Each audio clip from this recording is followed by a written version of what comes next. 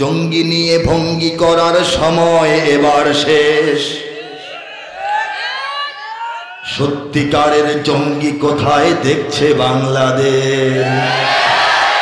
আরে ও দেশের মানুষ হইছে নিহুস পাইছো নি ভাইটের, জঙ্গি বলে আর ডেকো না মোল্লা মুন্সিদের।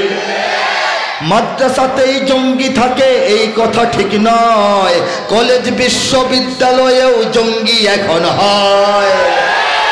জঙ্গিবাদের ভয় দেখিয়ে ভিনদেশিরা খেলে, জঙ্গিবাদের ভয় দেখিয়ে ভিনদেশিরা খেলে। একদিকে নয় সব দিকে তাই চোখটা রেখো মেলে। জঙ্গি মারো জঙ্গি ধরো জঙ্গি ভরো জেলে, নিজের ঘরে খুঁজা দেখো জঙ্গি তোমার ছেলে। ঠিক কিনা বলেন? ভুল ঠিকানায় জঙ্গি খুঁজে কাটতে হবে পরে, সত্যিকারের জঙ্গি দিয়ে দেশটা যাবে ভরে। কাজেই জঙ্গিবাদের এই যে একটা দুরভিসন্ধি ছিল, আল্লাহ পাক আলেম সমাজকে সহজে মুক্ত করেছেন। এমন দুই চারটা ঘটনা ঘটাইছেন, এমনভাবে প্রমাণ করছেন আমাদের ধারে কাছেও যে এটা না, এটা যে প্রাইভেট বিশ্ববিদ্যালয় থেকে সৃষ্ট, এবং এটা যে বিদেশিদের হাত আর দেশীয় ষড়যন্ত্রকারীদের অপবাদ, এটা আল্লাহ পাক সুন্দরভাবে বাংলাদেশের মানুষের কাছে প্রমাণ করে দিয়েছেন। ঠিক কিনা? আসসালামু আলাইকুম ওয়া রাহমাতুল্লাহি ওয়া বারাকাতুহু।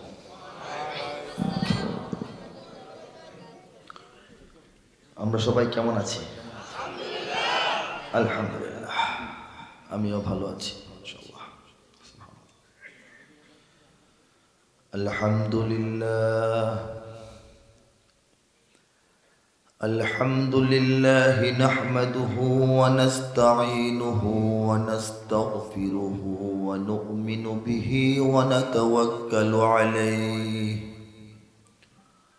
ونعوذ بالله من شرور أنفسنا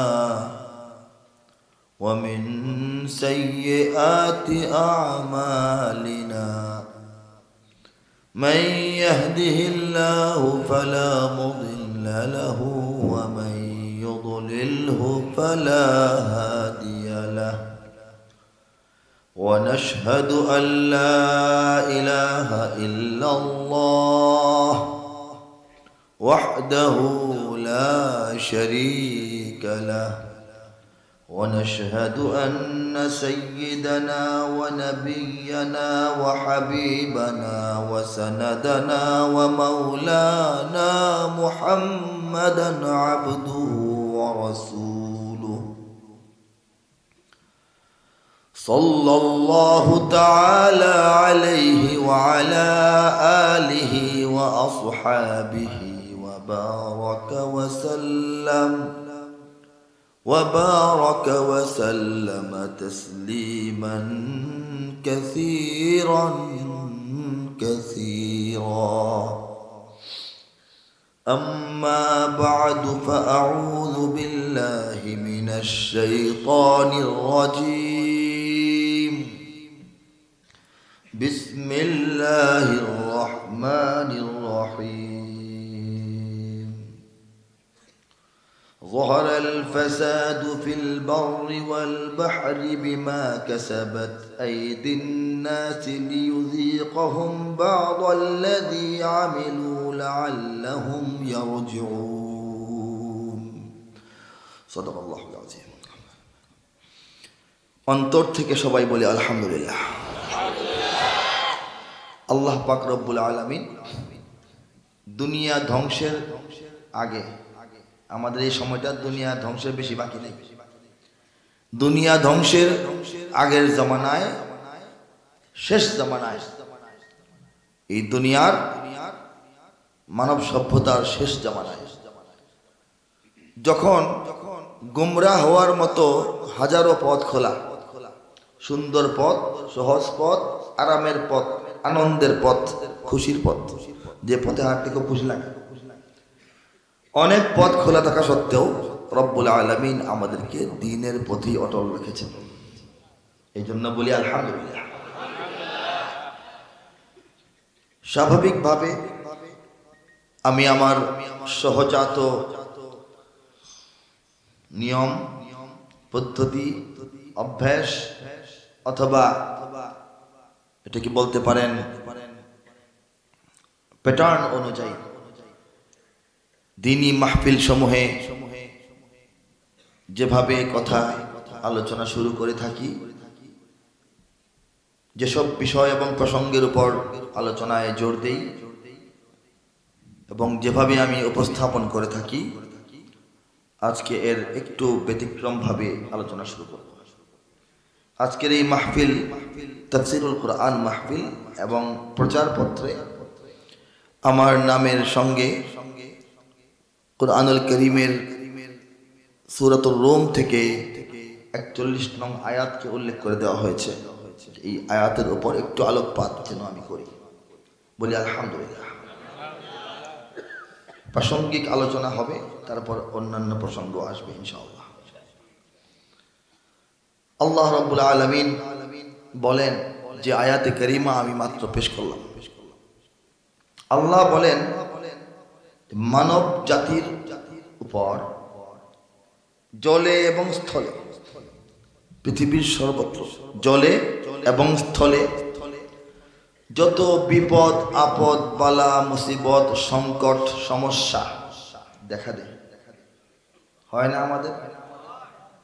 যত কিছু বিপদ আপদ সংকট সমস্যা জলে স্থলে মানুষের উপর আরোপিত হয়, এইগুলি মানব জাতির নিজেরই কামাই। বলেন সুবহানাল্লাহ। রব্বুল আলামিন এইগুলির দায় নিতে রাজি না, দায় নিতে রাজি না। তার হুকুম ছাড়া কিছু হয় না বটে, কিন্তু এইগুলি হওয়ার পেছনের কারণ সৃষ্টি করে মানব সমাজ। মানুষ নিজের দোষে, নিজের কারণে, নিজের ব্যর্থতায়, নিজের ভুলে বিপদ আপদ বালা মুসিবতের শিকার হয়। এটা কে বলেন? জোরে বলেন, কে বলেন? আল্লাহ বলেন আমি তাদেরকে তাদের কৃতকর্মের কিছু কিছু কৃতকর্মের ফলাফল কেমন হতে পারে এটা একটু দেখাই। পুরাপুরি খাওয়াই না, একটু চাখাই, চাখি না আমরা, একটু চেখে দেখেন কেমন লাগে। আল্লাহ এই শব্দটাই ব্যবহার করছেন, তাদেরকে সম্পূর্ণটা ভোগাই না, একটু চাখাই, টেস্ট করাই, দেখো বিপদ হইলে কেমন হইতে পারে, আমার শাস্তি যদি দিতে চাই কিভাবে দিতে পারি একটু দেখো। পূর্ণাঙ্গ শাস্তি দেন না, একটু দেখান। এটাও আল্লাহ বলতেছেন, এভাবেই বলতেছেন কথাটা, যেন তারা ফিরে আসে, আমার রাস্তায় ফিরে আসে, দ্বীনের পথে ফিরে আসে, হেদায়েতের উপর ফিরে আসে, শুকরিয়ার পথে ফিরে আসে। এই হচ্ছে আয়াতে কারিমার সরল অনুবাদ। বিষয় হচ্ছে এই দুনিয়াতে যত রকমের বিপদ আপদ, হ্যাঁ, জলে স্থলে বলা হয়েছে। জলে স্থলের অর্থ কি? সারা দুনিয়া, এটা অভাব হোক, অনটন হোক, অ্যাক্সিডেন্ট হোক, রোগবালাই হোক, ঝড় তুফান হতে পারে, ভূমিকম্প হতে পারে, ভূমিধস হতে পারে, বন্যা হতে পারে, খরা হতে পারে, অনেক কিছু হইতে পারে। যত রকমের ফিতনা ফাসাদ দুনিয়াতে মানুষের মধ্যে ঘটে এবং মানুষকে ভোগায়, এই প্রবলেমগুলি মানুষের নিজের তৈরি। আল্লাহ এটার জন্য দোষ বা দায় নিতে রাজি না। বলেন সুবহানাল্লাহ। এবং এটাই বাস্তব সত্য কথা। দীর্ঘ আলোচনা করতে গেলে আলোচনা অবশ্যই দীর্ঘায়িত হবে। আমি সংক্ষেপে বিষয়টি আপনাদের সামনে পরিষ্কার করার চেষ্টা করছি। আল্লাহ, এই যে আয়াতে কারিমা, এটা তো কোরআনের আয়াত, ঠিক কিনা বলেন? এটা আল্লাহর কালাম, ঠিক কিনা বলেন? আল্লাহর কালাম বোঝার জন্য, কোরআন বোঝার জন্য রাসূলুল্লাহ সাল্লাল্লাহু আলাইহি ওয়াসাল্লামের হাদিস অথবা সুন্নাহ যদি আমরা অনুসরণ না করি, পূর্ণাঙ্গ রূপে বিষয়গুলি বুঝতে পারবো না। অনেকে বোঝেন না, এখনকার অনেক নতুন নতুন গবেষক আছে যাদের মৌলিক জ্ঞান নাই। জ্ঞান আছে, জ্ঞানের গভীরতা নাই। জ্ঞান আছে হালকা জ্ঞান, জ্ঞানের ওজন নাই। বুঝতে পারছেন? তারা মনে করে কুরআন এককভাবে কুরআন থেকেই কুরআনকে বুঝে নেওয়া সবার জন্য সহজ না। তারা মনে করে আল্লাহ রাসূল সাল্লাল্লাহু আলাইহি সাল্লাম জাস্ট একজন বার্তাবাহকের মতো, একজন পিয়নের মতো, আল্লাহর কালামটা তিনি বিশ্ববাসীকে খালি পৌঁছায় দিয়েছেন। এখন মানুষ এটা বুঝে নেবে। অতীতের আলেমরা ভালো বুঝে নাই, এখনের এই পণ্ডিতরা বেশি বুঝতেছে, এটা তারা মনে করে। বুঝছেন নি? তারা মনে করে কোরআনটা দিনে দিনে দিনে দিনে মানুষ বুঝবে, কিয়ামত পর্যন্ত যত পরের আলেম তত বড় আলেম, এটা তারা মনে করে। যত পরের আলেম ততই কোরআন বেশি বুঝনেওয়ালা, এটা কি তাদের ধারণা। কিন্তু প্রকৃতপক্ষে এই ধারণা একটা গোমরাহি। আল্লাহ রাব্বুল আলামিন দুনিয়াটা হলো একটা ক্লাসরুম, আমরা সবাই ছাত্র। আমাদের জন্য কিতাব পাঠাইছেন, সিলেবাস কি পড়ানো হবে, কিতাব শুধু দেয়া দেন নাই, নিজে নিজে পড়ার জন্য শিক্ষকের হাতে কিতাব দিয়েছেন। বলেন সুবহানাল্লাহ। রাসূলুল্লাহ সাল্লাল্লাহু আলাইহি সাল্লাম নিজে ব্যাখ্যা করে, বিশ্লেষণ করে, মুখের কথা দিয়ে, জীবনের আচরণ দিয়ে, জীবনের দর্শন দিয়ে, জীবনের আদর্শ দিয়ে, গোটা জীবনীর মাধ্যমে এই কোরআনকে বাস্তব রূপে উম্মার সামনে পেশ করেছেন। বলেন সুবহানাল্লাহ। এটা হলো বাস্তব কথা, ঠিক কিনা বলেন? রাসূলুল্লাহ সাল্লাল্লাহু আলাইহি সাল্লামের একটি হাদিস আমি পেশ করছি এই আয়াতের ব্যাখ্যাটা সহজে বোঝার জন্য।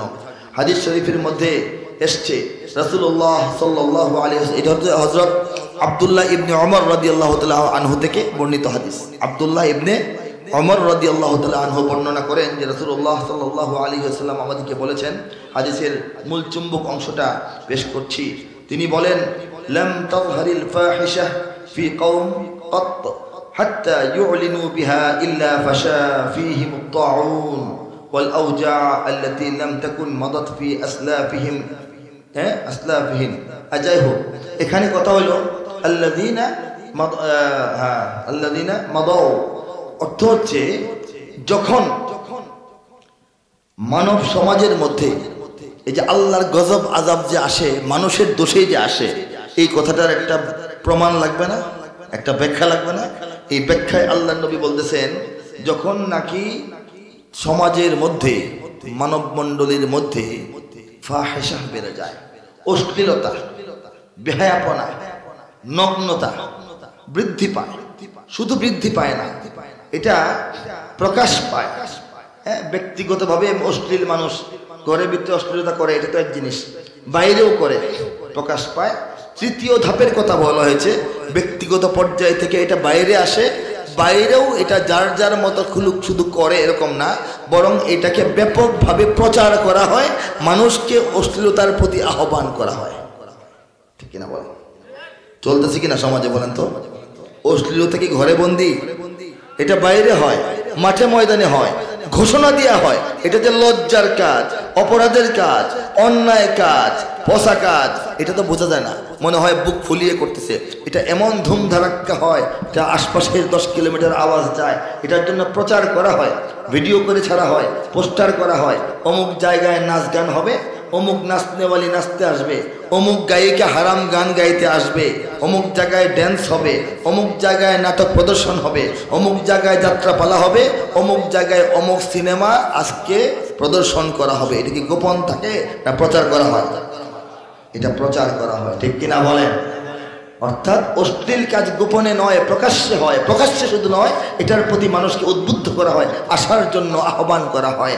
যে সমাজে এই বিষয়টা ঘটে, সেই সম্পর্কে আল্লাহ রাসূল সাল্লাল্লাহু আলাইহি ওয়াসাল্লাম বলেন যে সেই সমাজের উপর যে বিপদটা আসবে, এই সম্পর্কে রাসূলুল্লাহ সাল্লাল্লাহু আলাইহি ওয়াসাল্লাম বলেছেন, এই সমাজে মহামারী দেখা দেবে। মহামারী এমন ধরনের রোগ, যে রোগটা অতীতের মানুষের ছিল না, নতুন মহামারী। কলেরা না, কলেরা তো আগে ছিল। এই সমাজে কি আসবে? করোনা আসবে। করোনা আসে নাই? নতুন রোগ না? আগে কেউ চিনতো? আগে কেউ করোনা জানতো? অতীতের মানুষ যা দেখে নাই, জানে নাই, সেই রকম একটা নতুন বিপদ আল্লাহ পাক গোটা বিশ্বে এই গুনাহ চলতেছে কিনা বলেন? যে কারণে আল্লাহ পাক এই করোনার প্রবলেম আমাদের সামনে দিয়া দিছেন। করোনার প্রবলেম আমাদের সামনে দিয়ে দিছেন, এবং এটা হচ্ছে মহামারী। মহামারী বলতে হচ্ছে যেটা মানুষকে ব্যাপকভাবে ক্ষতিগ্রস্ত করে, ব্যাপকভাবে ধ্বংস করে। তো আমাদের বিশেষ করে এই শতাব্দীতে করোনা গোটা বিশ্বকে কাঁপিয়ে দিয়েছে। এর আগে পরে এত ব্যাপক মহামারী হয় নাই যে সারা দুনিয়া একসঙ্গে অস্থির, এটা হয় নাই। কিছু কিছু মহামারী হয় শুনি যে আফ্রিকার একটা অঞ্চলে হয়েছে অথবা অমুক জায়গা হয়েছে, লোকজন মারা যাচ্ছে, আমরা খবর দেখি। এবার আমরা খবর দেখি নাই, নিজেরাই খবর হয়ে গেছে, ঠিক কিনা বলেন? সারা দুনিয়ায় এই যে নতুন রোগ আসলো, কেউ চেনে না জানে না, আগে জানতো না, ভয়াবহ এই যে এটা আসলো, এটার কারণ কি? হাদিসের ভাষ্য অনুযায়ী ফাহেশার কাজ, অশ্লীল কাজ, গোপনীয় থেকে প্রকাশ করা, প্রকাশ থেকে মানুষকে আহ্বান করে ঢাক ঢোল পিটিয়ে এই ফাহেশার কাজে আমরা সবাই চলে আসছি। পরবর্তীতে বলা হয়েছে যে সমাজে ঠকবাজি চলবে, ঠকবাজি, প্রতারণা, ওজনে কম দেওয়া হবে। ওজনে কম, ওজনে কমের অর্থ শুধু পাল্লার মাপে কম দেওয়া না, যে কোনোভাবে প্রতারণা করা। আপনি আসল বলে বিক্রি করলেন, মালটা নকল। আপনি ডেট আছে বললেন, আসলে ডেট ব্যাকডেটেড হয়ে গেছে, ডেট নাই। পাউরুটির ডেট 10 দিন আগে শেষ, আপনাকে বেচা দিল, আপনি খাইয়া অসুস্থ হয়ে, ঠিক কিনা বলেন? অথবা ওজনেই কম দেওয়া হলো, চাল 1 কেজি নিলেন, একটু কম দেওয়া হলো। গোস্ত 1 কেজি কিনলেন, 800 গ্রাম দেওয়া হলো। আপেল কিনলেন, আপেল ফলের দোকানে এমন ঠোঙ্গা বানাইলো, ঠোঙ্গার নিচে ভারী কাগজ লাগানো, ঠোঙ্গার ওজনই 200 গ্রাম, আপনার দিল 800 গ্রাম, বুঝাই দিল 1000 গ্রাম, ঠিক কিনা বলেন? হইতে পারে না? ফ্ল্যাট কিনলেন, বাসা কিনলেন, বাড়ি কিনলেন, জমি কিনলেন, মাপে কম, কাগজে কম, যেভাবে আপনাকে দেওয়া উচিত সবকিছু বুঝায় সেভাবে হয় নাই, ঠিক কিনা বলেন? আপনাকে দলিল একটা বানায় দিছে, খারিজ হচ্ছে না। খারিজ হওয়ার মতো এটার এই জমির যোগ্যতা নাই, কোনো কারণে পেশ আছে, এটা কি আপনাকে ঠকানো হলো না? হ্যাঁ, এই ঠকবাজি, প্রতারণা, ওজনে কম, মাপে কম, সর্বক্ষেত্রে। হ্যাঁ, খাদ্যে নকল, ওষুধে নকল, পোশাক আশাক আপনি যেটা আপনাকে বলা হবে সেটা আপনাকে দেওয়া হবে না, যেমন বলা হবে আনার পর এমন পাবেন না। এই যে সমস্ত কিছুর মধ্যে ঠকানো মানুষকে, এই ঠকানোটা যখন আমভাবে চালু হয়ে যাবে, অল্প মানুষ ঠকায় এমন না, অধিকাংশই ঠকায়, কি ভালো মানুষ কমে গেছে, তখন কি হবে? আল্লাহ পাক রব্বুল আলামিন তখন কি দিবে না শাস্তিটা? বলছেন আমি তাদেরকে অভাবের মধ্যে ফেলে দেব, দুর্ভিক্ষ দিব, খাদ্য সংকট দিব। বলেন সুবহানাল্লাহ। আল্লাহ কথা ঠিক কিনা দেখেন। বাংলাদেশে চলে কিনা ঠকবাজি? চলে। ওজনে কম চলে। যে কোনো ধরনের মানুষকে যা কিনবেন ভয়, যে যেটা বলতেছে এটা তো না, যেমনি বলতেছে এমনি তো না। ফ্ল্যাট কিনবেন, গ্রামবাসী যারা ফ্ল্যাট কিনেন পরিচয় আছে, ফ্ল্যাট কিনলে বলে যে 1200 স্কোয়ার ফিট, উঠার পর দেখবেন 950 স্কোয়ার ফিট। বাকিটা কোথায়? বলে বাকিটা ওই আসমানে জমিনে মাপছে। আসমানে জমিনে মাইপা তো বলার কথা না, ভিতরে কতটুকু আছে এটা তো বলবেন, অথবা আগে বুঝাই বলবেন। আমি তো বুঝলাম এতটুকু বাসা হবে আমার, রুমগুলি বড় বড় হবে, ওইটা দেখলাম রুম ছোট, কেন হইল ওইটা? হয় কিনা বলেন? এখন যে জিনিস দাম মাপবেন পাল্লা, এই পাল্লা কিনলেও তো আসলটা দেন। কি দিয়ে মাপি আমরা? পাল্লা দিয়ে মাপি না।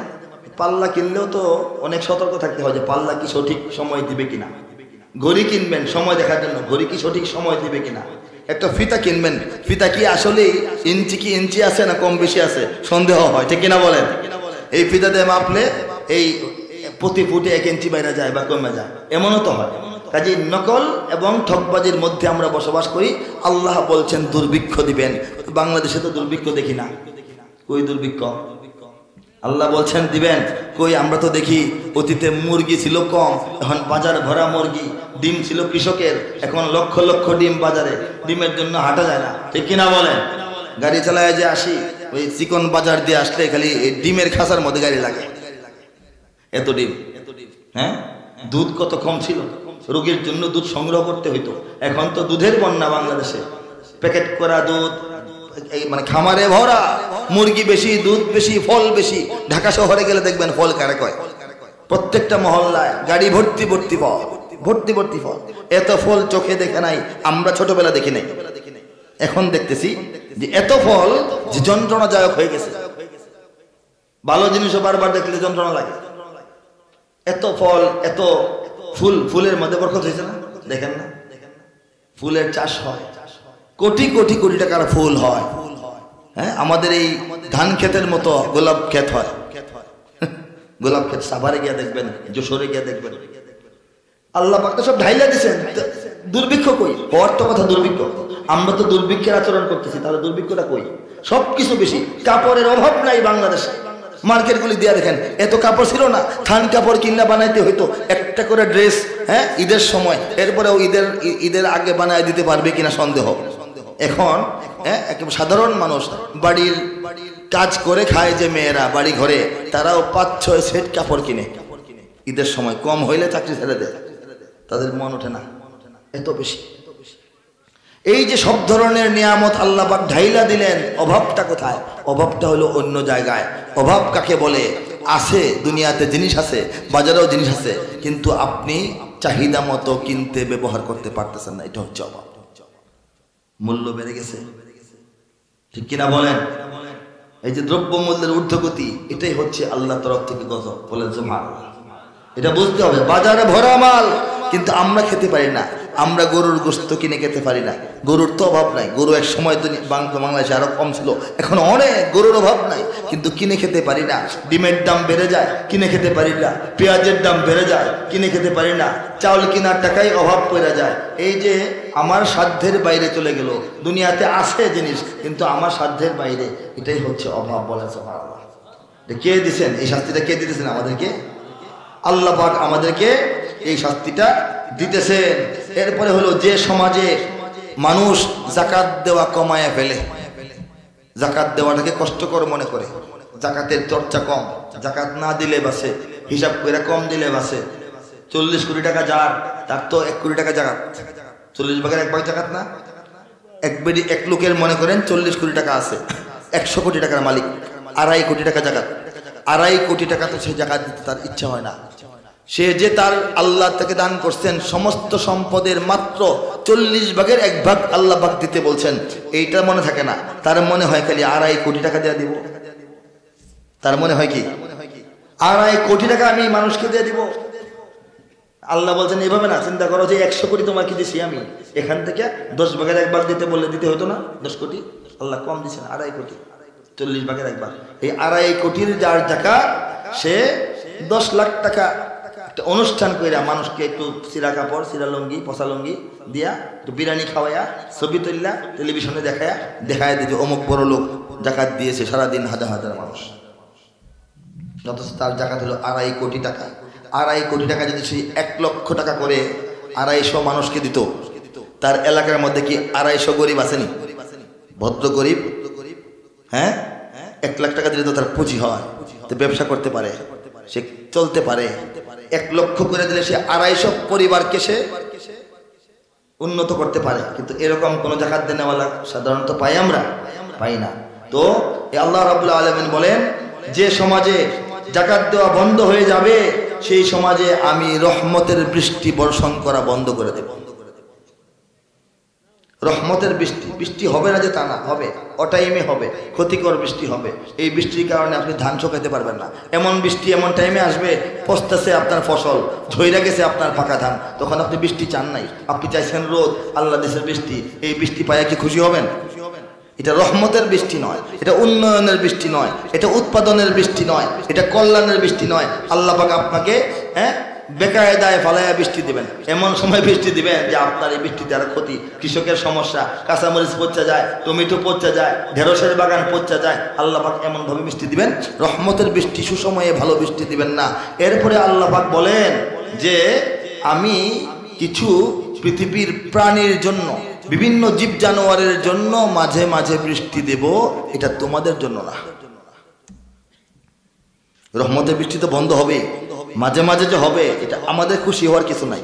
আল্লাহ বলতেছেন এই বৃষ্টিটা আমি দিব পৃথিবীর অন্যান্য জীব জানোয়ারের জন্য, যাদের জন্য পানি প্রয়োজন, যারা পানির মধ্যে বসবাস করে, পানির মধ্যে শরীর ডুবায়, পানির মধ্যে শ্বাস ফেলে, যারা পানিতেই থাকে, কুমির বলেন, মাছ বলেন, হাঙ্গর বলেন, পানির যত প্রাণী, এরা জলহস্তি বলেন, এদের পানির যদি পরিবর্তন না হয়, নতুন পানি না আসে, তাদের রোগ বালাই হয়। আল্লাহ পাক পাহাড়ের ঝর্ণা থেকে বৃষ্টির মাধ্যমে পানি নদীতে পাঠান, নদীর মধ্যে নবায়ন হয়, নতুন পানি আসে, নদীর যে প্রাণীগুলি তারা নিঃশ্বাস নিতে পারে, তারা সুস্থ হয়। এবং বন জঙ্গলের পানি তো আর ট্যাপকল নাই, তাদের তো আর নাই, কূপ নাই, তাদের তো আর মোটর বসানো নাই, তাদের পানি লাগে না, তাদের পানির জন্য যেন খরা না হয়ে যায়। এই জন্য আল্লাহ পাক নিজে বলতেছেন, আল্লাহ নবী বলছেন, আল্লাহ পাক রহমতের বৃষ্টি বন্ধ করে দেন, মাঝে মাঝে বৃষ্টি দেন 2 প্রকার। একটা হলো মানুষের অসুবিধার বৃষ্টি, আর একটা হলো প্রাণীকুলের জন্য, আমাদের জীব জানোয়ারের জন্য, এটা মানুষের জন্য নয়। দেখেন, যদি এক জায়গায় খাবার বাড়া হয়, চমৎকার কোরমা পোলাও বাড়ার পরে আপনি খুব আপনার জন্য মনে করে গিয়ে বসছেন, হাতটা ধুয়ে বসছেন, আপনাকে বললো যে এটা আপনার জন্য না, এটা অন্য মানুষের। যদি বলে যে আপনার জন্য না, এটা আরেকজনের জন্য বাড়া হয়েছে, আপনি শরম পাবেন না? উত্তম খাবার দেওয়া হলো, আপনি খাইতে গিয়ে বসলেন, হাতটা ধুয়ে আপনাকে উঠাই দেওয়া হলো যে ভাই এটা আপনার জন্য না, আপনার জন্য না, এটা অন্য মেহমান আছে।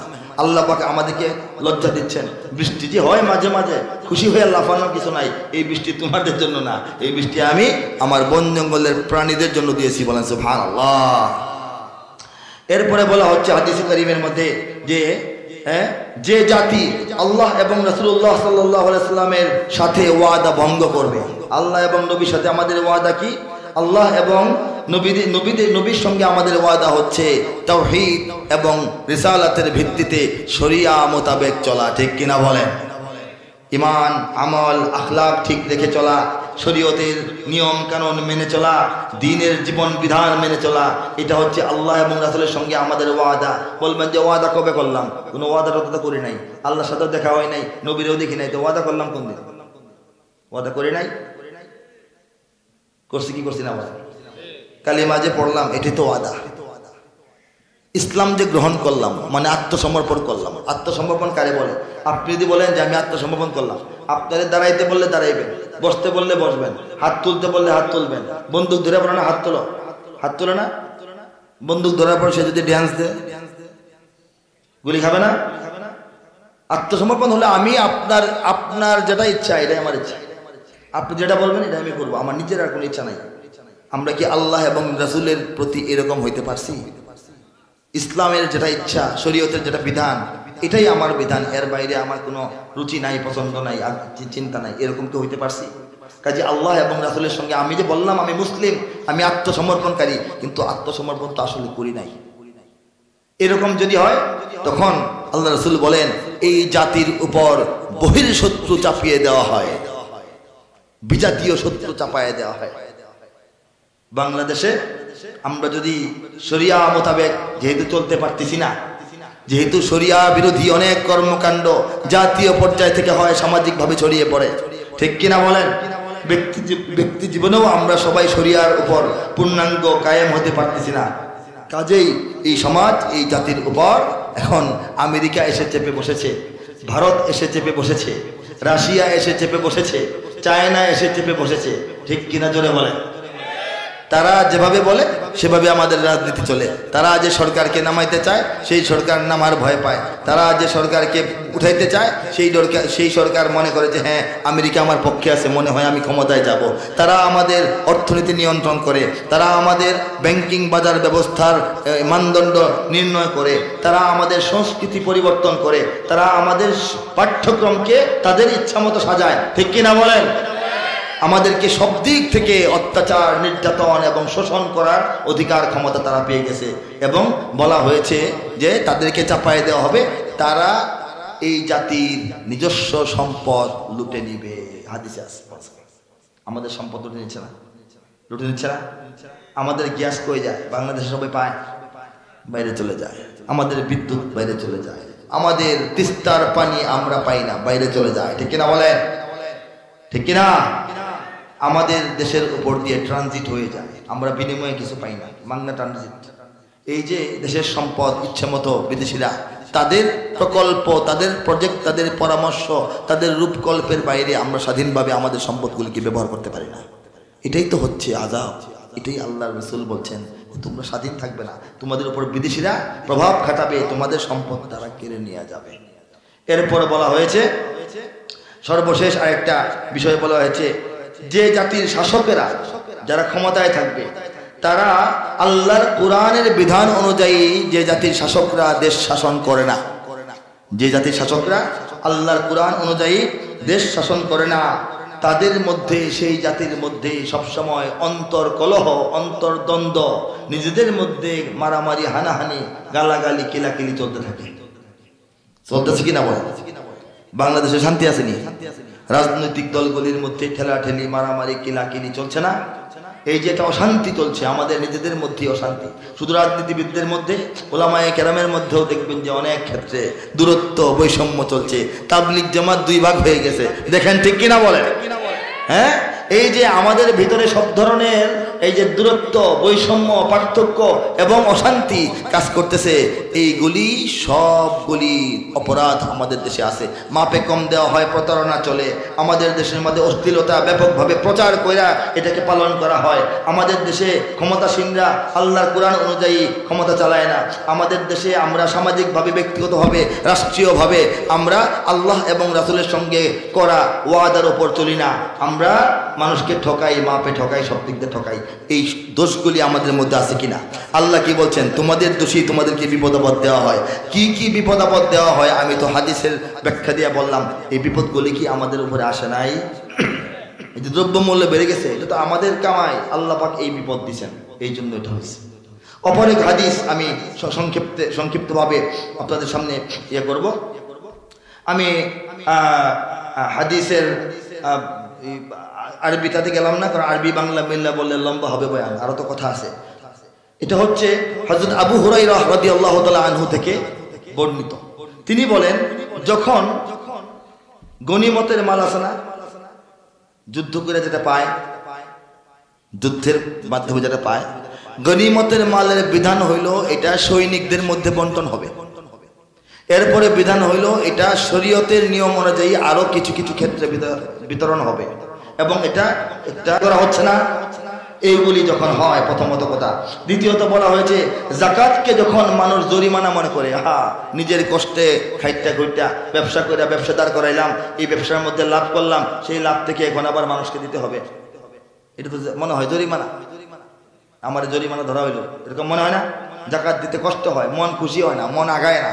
জাকাতকে যখন গনিমতের মালকে যখন নিজের মাল মনে করবে না তারা, আর জাকাতকে যখন মানুষ মনে করবে যে এটা একটা জরিমানা, আর মানুষ দিন শিক্ষা গ্রহণ করবে, দিনই শিক্ষা গ্রহণ করবে দুনিয়া কামানোর জন্য।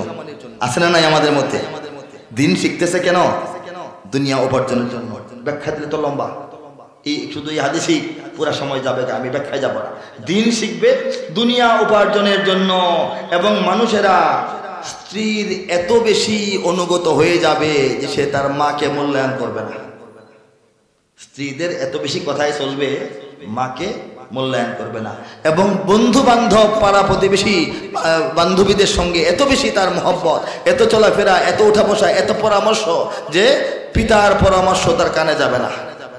পিতার সঙ্গে সালাম নাই, কালাম নাই, একটু বৈশা আলাপ সালাপ নাই, আলাপ সালাপ, কথাবার্তা, পরামর্শ, জীবনের সব কিছু কি করবে না করবে আলাপ করে বাইরের মানুষের সাথে, বন্ধু বান্ধবীর সাথে। পিতার সাথে পরামর্শ নাই, পিতা পরামর্শ দিলেও সে গ্রহণ করে না। হাদিসে এভাবেই আসছে, হ্যাঁ, বউকে এত ভালোবাসে, মাকে ভালোবাসা তার মধ্যে নাই, আর বন্ধুদের সঙ্গে এত বেশি মিশে যে বাবার প্রতি তার কোনো শ্রদ্ধা নাই, বাবার পরামর্শ সে এ করে না। মসজিদগুলোতে অযথা কথাবার্তা উঁচু স্বরে হয়, ইলেকশনের আলাপ মসজিদে বসে হয়, আছে না নাই বলেন? বাজারের যে দাম বাড়ছে, পেঁয়াজের দাম, এটা বাইরে আলাপ করবেন, মসজিদে গিয়ে আলাপ করবেন না। মসজিদে জিকির, তেলাওয়াত, নামাজ এবং এত সংক্রান্ত দিনী কর্মকাণ্ডের বাইরে অন্য বিষয়ে, দরবার মিটিংও, ভালো বিষয়েও কোনো মিটিং, বাজার কমিটির মিটিং মসজিদে দিবেন না। মসজিদ এটার জন্য না, বুঝা গেছে নি? যখন মসজিদের মধ্যে অযথা কথাবার্তা বেশি হয় এবং এক একটা সম্প্রদায় বা এলাকার নেতৃত্ব দেয়, সেই এলাকার সবচেয়ে খারাপ মানুষটা, যে লোকটা মদখোর, যে লোকটা জুয়াখোর, যে লোকটা নারীবাজি করে, যে লোকটা মানুষের সম্পদ জবরদখল করে, যে লোকটা গুন্ডা পাড়ায় চাঁদাবাজি করে, যে লোকটার লোকজনের কারণে, ক্যাডার বাহিনীর কারণে ব্যবসায়ীরা শান্তি পায় না, এই লোকটাই হয়ে যায় কমিশনার। ঠিক কিনা বলেন? এলাকার নেতৃত্ব সেই এলাকার জালিম ব্যক্তির হাতে চলে যায়। এমনকি শুধু এলাকা না, পরবর্তী লাইনে বলা হয়েছে গোটা জাতির নেতৃত্বই চলে যায় অযোগ্য লোকের হাতে, অযোগ্য নিকৃষ্ট ব্যক্তির হাতে চলে যায়। গায়িকা, নায়িকা, নর্তকী, নাচ গান, বাদ্য বেড়ে যায়। বাড়ছে না বাড়ছে না বলেন? বাড়ছে না বাড়ছে না বলেন? হাদিসের কথা, মদ পান বেড়ে যায়। আর যে জাতির শেষের দিকের মানুষেরা আগের দিকের মানুষরে বেকল মনে করে, করে কিনা? হাদিস থেকে বলতেছি, আরবি হাদিসে এই কথাগুলি মতনের মধ্যে আছে, আমি তর্জমাটা বলতেছি, সময় কম এই জন্য। জাতির শেষের দিকের মানুষেরা আগিলা মানুষদেরকে বোকা মনে করে, খালি সাধারণ মানুষ না, শেষ দিকের আলেমরা পূর্ববর্তী আলেমদেরকে বোকা মনে করে আমরা বেশি বুঝি, আগের আলেমরা বোঝে নাই। নতুন করে নামাজ শিখায়, বলে যে অতীতের নামাজ পড়ছেন হয় নাই, বলে না এতদিন যে দোয়া করছেন দোয়া হয় নাই, এতদিন যে দরুদ শরীফ পড়ছেন দরুদ শরীফের নিয়ম হয় নাই বলে না, বলে আলেম বাড়িয়েছে না কিছু। দেখেন না, তারা কাউকে নামাজি বানায় না, কার নামাজ হয় না এই বয়ান খালি করে। কাউকে একটা দোয়া শিখায় না, সারা জীবন যে দোয়া কবুল হয় নাই তাহলে এটা খালি হয়। কাউকে একটা আমল শিখায় না, কোন আমল যে হয় নাই, বাপদাদা করছে যে হয় নাই, আপনার নতুন করে শিখতে হবে। এই কথা কইয়া বাপদাদারাও জাহান্নামী প্রমাণ করে আর এই বেটারেও হতাশ করে দেয়, ঠিক কিনা বলেন? এটা হাদিসে আল্লাহ রাসূল বলে গেছেন, যারা নতুন লোক কিন্তু পুরাতন লোকদেরকে তারা বোকা সাব্যস্ত করে, এই অবস্থা যখন হবে তখন কি হবে? লু হাওয়া হামরা বলা হয়েছে হাদিসে, রিহুন হামরা, লাল বাতাস বইবে, মানে গরম বাতাস, পরিস্থিতি উষ্ণ হয়ে যাবে। শীত যখন পড়বে তো শীত পরেই, এছাড়া বাংলাদেশে শীত ছাড়া যে বাকি 9 মাস 10 মাস, এই 10 মাসের গরম কি আগের মতো স্বাভাবিক না একটু অন্যরকম খারাপ গরম? আরবের গরমের মতো গায়ের ফুসকা পড়ে যাওয়ার মতো একটা অস্থিরতার গরম এই মানে গোটা জাতির মধ্যে ছড়ায় যায়, যে গরমটা স্বাভাবিক গরম না, অস্থির হওয়ার মতো গরম। এটা হচ্ছে লু হাওয়া, আল্লাহ পাক সেই জাতির উপর দিয়া দেন। তারপরে বলতেছেন আমি সেই জাতির উপর বন্যা দেই, আমি সেই জাতির উপর ভূমিকম্পন দেই, আমি সেই জাতির উপর ভূমিধস দেই, আমি সেই জাতির উপর শিলাবৃষ্টি দেই, এবং সেই জাতির উপর চেহারা বিকৃত হয়ে যাওয়ার রোগ দেই। মানুষের চেহারা চেঞ্জ হয়ে যায়, বিকৃত হয়ে যায়। বাংলাদেশে বড় বড় ঘটনা ঘটছে, ফেসবুকে খুব আলোচনা, বড় বড় বিখ্যাত মানুষ, সেলিব্রিটি চেহারা বিকৃত হয়ে গেছে। নাম ধরে বললে সেই লোকটা কষ্ট পাবে না? বলতেছি না, হয়তো কোনো কারণে হয়েছে, কিন্তু এরকম হয়। রব্বুল আলামিন বলছেন এইভাবে এই গজবগুলি আমি মানুষের উপর দিতে থাকি, এমন ভাবে আমার গজব আসতে থাকে। হাদিসের শেষ বাক্যে বলা হয়েছে যে একটা মালা তসবিহ দানা ছিঁড়া গেলে, এটার মুখ ছুটতে গেলে যেভাবে দানাগুলি একটার পর একটা পড়তে থাকে, ঠাস ঠাস ঠাস ঠাস পড়তে থাকে, ফেরানো যায়? ছিঁড়া গেল, তসবিহটা ছিঁড়া গেলে কি একটা দানা পড়বে না একটার পর একটা পড়তে থাকবে? মুহূর্তের মধ্যে পয়রা গড়ায় শেষ। আল্লাহ রাসূল বলেন মানুষের মধ্যে এই ব্যাপারগুলি যখন দেখা দেয় তখন এই ব্যাপারটা ঘটে। তসবিহ দানার মতো মানুষের উপর বিপদ আপদ একটার পরে একটা, একটা পরে একটা, একটা পরে একটা এইভাবে আসতে থাকে, মানুষকে একদম তছনছ করে দেয়। বলে নাউজুবিল্লাহ। আরেকটা কথা আছে, বাদ গেছে, জালিম শাসক এই জাতির উপর চাপিয়ে দেওয়া হয়। অত্যাচারী শাসক জাতি যতই কান্নাকারি করুক লাভ নাই, হাহাকার করুক লাভ নাই, মিছিল মিটিং করুক লাভ নাই। জালিম শাসক আল্লাহ পাক সেই জাতির উপর চাপিয়ে দেন, যে শাসকেরা মানুষকে দুঃখ দিবে, কষ্ট দিবে, অনেক দিক থেকে হয়তো বা জুলুম করবে, মানুষ খুন হবে, গুণ হবে, হ্যাঁ, রাহাজানি হবে, বিচার পাবে না, দেখা বিচার ব্যবস্থার উপর হস্তক্ষেপ করা হবে, সাধারণ মানুষ শান্তিতে থাকতে পারবে না, লুটতরাজ হবে, চাঁদাবাজি হবে, এবং কোনো কিছু বিচার নাই, বাজার মূল্য নিয়ন্ত্রণ থাকবে না। অনেক যন্ত্রণা জালিম শাসকদের মাধ্যমে আসবে। এই জালিম শাসকের দোষ নাই, সে তো জালিম, তার তো গুনাহ যা হওয়ার হবেই, তার শাস্তি হওয়ার যা হবেই, কিন্তু সে নিজেই উম্মতের উপরে আল্লাহর পক্ষ থেকে দেওয়া শাস্তি। আল্লাহ যতক্ষণ না আমাদের উপর শাস্তি রহিত করবেন ততক্ষণ পর্যন্ত এই জালিম ক্ষমতায় থাকবে। এটা তো আমাদের শাস্তি হিসাবে আসছে। আমাদের শাস্তি হিসাবে যদি আল্লাহ পাক কাউকে ক্ষমতায় বসান, আমরা নামাইতে পারবো? আমাদের শাস্তির মেয়াদ শেষ হলে, আমরা ভালো হইলে সব ভালো হবে, ঠিক কিনা বলেন? এটা শুধু বাংলাদেশে কথা বলতেছি না, গোটা বিশ্বে যত জায়গায় মানে নাগরিকদের উপর জালিম শাসক বসে আছে, খবর নিয়ে দেখেন, এক না একতন্ত্র যেখানে আছে, স্বৈরতন্ত্র, সেখানকার মানুষের মধ্যে, জাতির মধ্যে আমভাবে এই অপরাধগুলি চালু আছে। কাজে এই আয়াতে কারিমার কিছুটা সারমর্ম এবং বাস্তবিক ব্যাখ্যা আমি হাদিসের বাণী থেকে আপনাদেরকে ব্যাখ্যা করলাম, আপনারা বুঝতে পারছেন কিনা বলেন? কাজেই আমাদের উপর বিপদ আপদ বালা মুসিবত যা আসে আমাদের দোষে আসে। আল্লাহ পাক বলছেন তোমাদের দোষ, এটা আমার দায় নয়, আমার দোষ নয়। কাজেই আমরা সবাই নিজেদেরকে আগে ভালো বানাবো, ঠিক কিনা বলেন? সমাজটাকে ভালো বানাবো, ঠিক কিনা বলেন? এই জাতীয় পরিবর্তন, জাতীয় চরিত্রের পরিবর্তন না হইলে আমাদের বিপদ আপদ, মুশকিল বালা মুসিবত, অভাব অনটন, মূল্যবৃদ্ধি, টাকা নাই, কেনার সাধ্য নাই, এই যে টানাটানি, এগুলি চলতেই থাকবে, এগুলি থেকে আমরা বাঁচতে পারবো। আমি আয়াতে কারিমার কিছুটা আলোকপাত করলাম। তাফসীর তো অনেক, বললে তো অনেক, আর অনেক প্রসঙ্গ, অনেক দিক থেকে, অ্যাঙ্গেল থেকে কথা আছে। এগুলি বললে আপনাদের আরো ভালো লাগবে, আরো ভালো লাগবে, সময় গোলাবে না। যাই হোক, মাশাআল্লাহ, রব্বুল আলামিন আমাদেরকে ঈমান দান করেছেন, বলি আলহামদুলিল্লাহ। আরো জোরে বলি আলহামদুলিল্লাহ। এই ঈমান অতি মূল্যবান, বলেন সুবহানাল্লাহ। এই ঈমান দুষ্প্রাপ্য ব্যাপার, বলেন সুবহানাল্লাহ। আল্লাহ রাব্বুল আলামিন তার প্রিয় নবী হযরত নূহ আলাইহিস সালামের সন্তান ছেলেকে ঈমান দান দিয়েছেন। জোরে বলেন তো, দিয়েছেন। আল্লাহর নবী না, তিনি প্রিয় নবী না? এই নবীর জন্য আল্লাহ পাক নৌকা বানায় দেন নাই? নবীর সঙ্গে নবীর উম্মতকে বাঁচান নাই? ছেলেটা তো বাঁচতো না, তার তো ঈমান নাই। নবী কি তার ছেলের জন্য কম দোয়া করছেন? নবী কি কম দোয়া করেছেন? কিন্তু আল্লাহ কি কবুল করেছেন? যখন নৌকায় ডুববা মরে পানির মধ্যে, নবী একটু দোয়া করছিলেন, আল্লাহ আমার পরিবারকে আপনি বাঁচাবেন বলছিলেন। তুফান যখন হয়, আল্লাহ একটু ধমক দিয়েছেন নবীকে, শাসন করেছেন, মিষ্টি শাসন, বলেছেন সে তো তোমার পরিবারের লোক নয়। ঈমান না থাকলে কিসের পরিবার? আল্লাহ পাক বলছেন যদি ঈমান না আনে তাকে পরিবারের লোক হিসেবে গণ্য করা হবে না। বলেন নাউযুবিল্লাহ। আমাদের সকলের পিতা হযরত ইব্রাহিম আলাইহিস সালাম মুসলিম জাতির পিতা। 200 কোটি মুসলমান দুনিয়াতে আছে, অতীতে 1000 কোটি মুসলমান বিদায় হয়ে গেছে। সমস্ত মুসলিম জাতির চিন্তা চেতনা বোধ বিশ্বাসের পিতা হচ্ছেন হযরত ইব্রাহিম আলাইহিস সালাম। আল্লাহ বলেন মিল্লাতা আবিকুম ইব্রাহিম ওয়া সাম্মাকুমুল মুসলিমিন। ঠিক কিনা বলেন? তোমাদের পিতা হচ্ছেন ইব্রাহিম, তিনি তোমাদের নাম রেখেছেন মুসলমান, মুসলিমিন। বলেন সুবহানাল্লাহ। আমাদের যে জাতির পিতা, একত্ববাদের পিতা, তাওহীদের যিনি নেতা, তার যিনি পিতা, তার তো ঈমান নাই। ঠিক কিনা বলেন? ইব্রাহিম খলিলুল্লাহ। বলেন সুবহানাল্লাহ। আল্লাহর খলিল, আল্লাহর দোস্ত। দোস্ত বোঝেন না? দোস্ত কারে কন? প্রাণের আপনজন না হলে, বন্ধু তো অনেক থাকে, বন্ধুর মধ্যেও দোস্ত কতটা আরো মজা না? নিকটের না? সব বন্ধু তো দোস্ত না। এই আল্লাহর দোস্ত, আল্লাহর দোস্ত কি তার পিতার জন্য আল্লাহর কাছে দোয়া করেন নাই যে আল্লাহ আমার বাবাকে একটু ঈমানটা দিয়া দাও, হেদায়েত করে দাও? কিন্তু আল্লাহ কি গ্রহণ করছেন? করেন নাই। ঈমান সহজ না কঠিন? সস্তা না দামি? বলেন।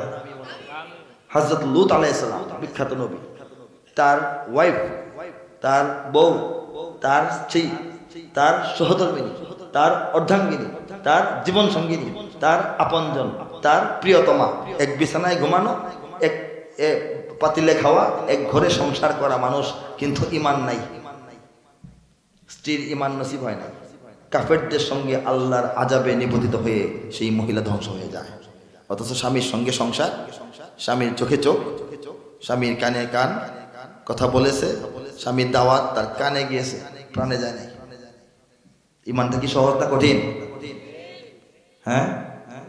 নবীর পিতা হইলে ঈমান কনফার্ম, নবীর ছেলে হইলে ঈমান কনফার্ম, নবীর বউ হইলে ঈমান কনফার্ম। আমাদের নবী, প্রিয় নবী, শেষ নবী, আখিরের নবী, চূড়ান্ত নবী, উত্তম নবী, শ্রেষ্ঠ নবী, বড় নবী হযরত মুহাম্মদ মুস্তাফা মুর্তজা মুজতাবা সাল্লাল্লাহু আলাইহি ওয়াসাল্লাম। তিনি জন্মের কিছুকাল আগে মাকে হারান, একটু বড় হইয়া পিতাকে হারান, না আগে পিতাকে হারান, একটু বড় হইয়া মাকে হারান, আরো বড় হইয়া সামান্য 6 বছর বয়সে মাকে হারানোর পর 8 বছর বয়সী দাদাকে হারান।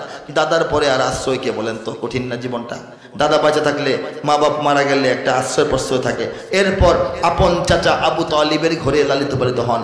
আবু তালিব মানুষটা আবু জাহেল, আবু লাহাব, উতবা, সাইবা থেকে তার পার্থক্য অনেক, আসমান জমিন তফাৎ তাদের মধ্যে। আবু তালিব চিন্তা ভাবনায় ভালো মানুষ, ন্যায়পরায়ণ মানুষ, সৎ মানুষ, অভিজাত মানুষ, সভ্য মানুষ, জ্ঞানী মানুষ, জানেস্তর মানুষ, তিনি সুন্দর মানুষ, তিনি একজন সৎ শাসক মানুষ, সব দিক থেকে নেতৃত্ব দেওয়ার মতো মক্কার যোগ্য নেতা। তিনি আল্লাহ রাসূলকে আদর, সোহাগ, যত্ন, লালন পালন সব করেছেন। একটা নির্দিষ্ট বয়স হওয়ার পর তাকে নিয়ে সিরিয়া পর্যন্ত সফর করেছেন, ব্যবসা পাতি শিখিয়েছেন। যৌবনকালে মা খাদিজাকে বিয়ে করাইছেন। বিয়ের পর এবং মৃত্যুর আগ পর্যন্ত আল্লাহর রাসূলকে তিনি তার সাধ্যমতো মক্কার কুরাইশ কাফের নাদানদের হাত থেকে রক্ষাও করেছেন। কিন্তু মানুষটার কপালে ঈমান নাই। ঠিক কিনা বলেন? জোরে বলবেন, ঠিক কিনা বলেন? ঈমানে এই ব্যাখ্যায় কি বোঝা গেল? ঈমান কি সহজ না কঠিন? মুহাম্মদুর রাসূলুল্লাহ তিনি হচ্ছেন হাবিবুল্লাহ। বলেন সুবহানাল্লাহ। একজন খলিলুল্লাহ, একজন হাবিবুল্লাহ, দুজনই আল্লাহর দোস্ত, আল্লাহর প্রিয়, আল্লাহর প্রেমিক। বলেন সুবহানাল্লাহ। তবে নবীজি বলছেন একটু পার্থক্য আছে, খলিলুল্লাহ আর হাবিবুল্লাহর মধ্যে একটু পার্থক্য আছে। যেহেতু আলাপটা আসছে কথাটা জেনে নিলে ভালো। হ্যাঁ, খলিলুল্লাহ মানে আল্লাহর দোস্ত, আল্লাহর প্রিয়, আল্লাহর নিকটের। হাবিবুল্লাহ আল্লাহর প্রিয়, আল্লাহর দোস্ত, আল্লাহর নিকটের। কিন্তু এই দুই দোস্তের মধ্যে পার্থক্য হলো খলিলুল্লাহ সেই আল্লাহর সেই দোস্তকে বলা হয় যেই দোস্ত আল্লাহ রাব্বুল আলামিনের জন্য যে কোনো কিছু করতে রাজি আছে। হযরত ইব্রাহিম আলাইহিস সালাম আল্লাহর দোস্ত খলিল, তিনি আল্লাহর জন্য আগুনে ঢোকেন নাই, জোরে বলেন না কেন? তিনি শিশু সন্তান ইসমাইলকে মরুভূমির মধ্যে ফেলে রেখে চলে যান নাই, আল্লাহর জন্য করছেন কিনা? এই শিশু সন্তানের কাছে তিনি যখন আসলেন, এই ফেলে যাওয়া শিশু সন্তান কত দয়া মায়া অপেক্ষা, যখন সে কিশোর বয়স লাভ করছে, আল্লাহ বললেন যে প্রিয় জিনিস কুরবানি দাও। এই সন্তানকে আবার আল্লাহর জন্য কুরবানি করে দিচ্ছেন কিনা বলেন? আল্লাহ তো টেকনিক করছেন, কৌশল করে বাঁচাইছেন, তিনি তো করে দিচ্ছেন। তিনি তো আর জানেন না কি করতেছেন, তিনি জানেন যে পুত্র কি জবাই করতেছেন, ঠিক কিনা বলেন? আল্লাহর জন্য যে বন্ধু সব কিছু করতে পারে সে হলো আল্লাহর খলিল, খলিলুল্লাহ। আর আল্লাহর হাবিব হলো আল্লাহর সেই বন্ধু যে বন্ধুর জন্য স্বয়ং আল্লাহ সব কিছু করতে পারে। পার্থক্যটা খুব সুন্দর না? খলিল এমন বন্ধু যিনি আল্লাহর জন্য সব করতে রাজি, হাবিব এমন বন্ধু যে বন্ধুর জন্য নিজে আল্লাহ সব করতে রাজি। বলে সুবহানাল্লাহ। এই হচ্ছেন আল্লাহর হাবিব। তে খলিলুল্লাহ হাবিবুল্লাহ যে দোয়া করলেন আপন পিতার জন্য, আপন চাচার জন্য, তাদের নসিবে তো ঈমান আসলো না। এর মানে হলো মাই ইয়াহদিহিল্লাহু ফালা মুদিল্লা লাহু ওয়া মাই ইউদ্লিলহু ফালা হাদিয়া লাহু। আমরা যে বলি প্রত্যেকটা মাহফিলের আগে যখন দুরূদ সানা পড়ি, দোয়া পড়ি, তখন বলি যে আল্লাহ যাকে হেদায়েত দান করেন তাকে পথভ্রষ্ট করার কেউ নাই। আল্লাহ যাকে পথভ্রষ্ট করেন তাকে হেদায়েত দেওয়ার মতো কেউ নাই। রাসূল এবং নবীগণ থেকে আউলিয়া কেরাম, উলামায়ে কেরাম, সাধারণ মুসলমানদের একটা কাজ দাওয়াত দেওয়া, আহ্বান করা, বোঝানো মানুষকে। কিন্তু সে বুঝবে কিনা, লাইনে আসবে কিনা, এটার মালিকানা কার হাতে? কার হাতে? আল্লাহর। সেই যে অসম্ভব একটা উপাদান, এই যে একটা বিশাল মূল্যবান জিনিস ঈমান, সেই ঈমান আমাকে আপনাকে বাংলাদেশের ৯৫% মানুষকে আল্লাহ পাক এমনিতেই দান করেছেন বলে আলহামদুলিল্লাহ। বিনা খরচে, বিনা কষ্টে, বিনা চেষ্টায়, বিনা মায়ের খাওয়ায়, বিনা অত্যাচারিত হওয়ায়, বিনা নির্যাতিত হওয়ায়, বিনা বাড়িঘর ছেড়ে যাওয়ায়, বিনা হিজরতে আমরা ঈমান পেয়ে গেছি। মায়ের গর্ভ থেকে ঈমান নামক জান্নাতের টিকিট হাতে নিয়ে আমরা দুনিয়াতে আসা পড়ছি, ঠিক কিনা বলেন? এই জন্য খুশি হয়ে বলি আলহামদুলিল্লাহ,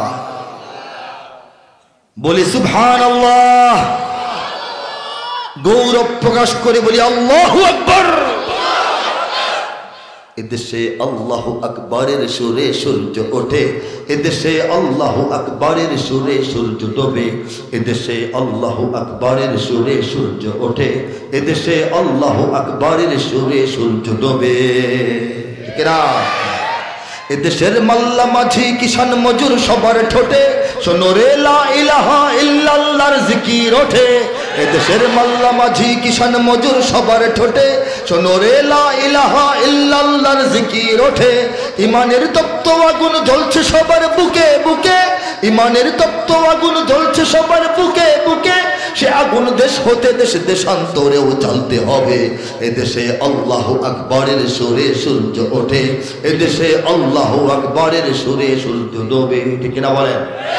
আমার সঙ্গে যুবকরা এই দুইটা লাইন গিয়ে দেখো, যে সাইজের কলিজা নিয়ে আসছো 4 গুণ কলিজা নিয়ে আমরা বাড়ি ফিরবো ইনশাআল্লাহ। মনে হবে, বিশ্বাস জন্মাবে, আত্মবিশ্বাস জন্ম নিবে যে আল্লাহ পাক আমাদেরকে এই দেশের ভাড়াটিয়া বানায় নাই, আল্লাহ পাক আমাদেরকেই এই দেশের মালিক বানিয়েছেন। ঠিক কিনা? হাত তুলে এদেশে আল্লাহু আকবারের সুরে সূর্য ওঠে, এদেশে আল্লাহু আকবারের সুরে সূর্য ডোবে, এদেশে আল্লাহু আকবারের সুরে সূর্য ওঠে, এদেশে আল্লাহু আকবারের সুরে সূর্য ডোবে। ঠিক কিনা বলেন? এদেশের পথে ঘাটে, এদেশের বাজার হাটে,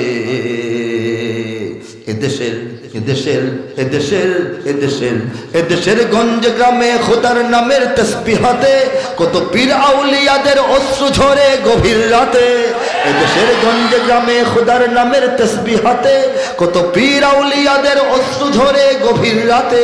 যে দেশের সন্তানেরা মক্তবে যায় কোরআন বুকে, যে দেশের সন্তানেরা মক্তবে যায় কোরআন বুকে, সে দেশে আল কোরআনের শাসন কায়েম করতে হবে। এদেশে আল্লাহু আকবারের সুরে সূর্য ওঠে, এদেশে আল্লাহু আকবারের সুরে সূর্য ডোবে। কথা ঠিক কিনা বলেন? এদেশে প্রতিদিন সূর্য উদিত হয় ফজরের আজানে ধ্বনিতে, ঠিক কিনা জোরে বলেন? প্রতিদিন সূর্য অস্তমিত যায় মাগরিবের আজানে ধ্বনিতে, ঠিক কিনা বলেন? ইমানের তপ্ত আগুন জ্বলছে সবার বুকে বুকে, কথাটা সত্য কিনা বলে? কার কার বুকে সে আগুনটা আসলে আছে? দাঁড়িয়ে হাত তুলে তাকবীর দিয়ে প্রমাণ করে দেখা।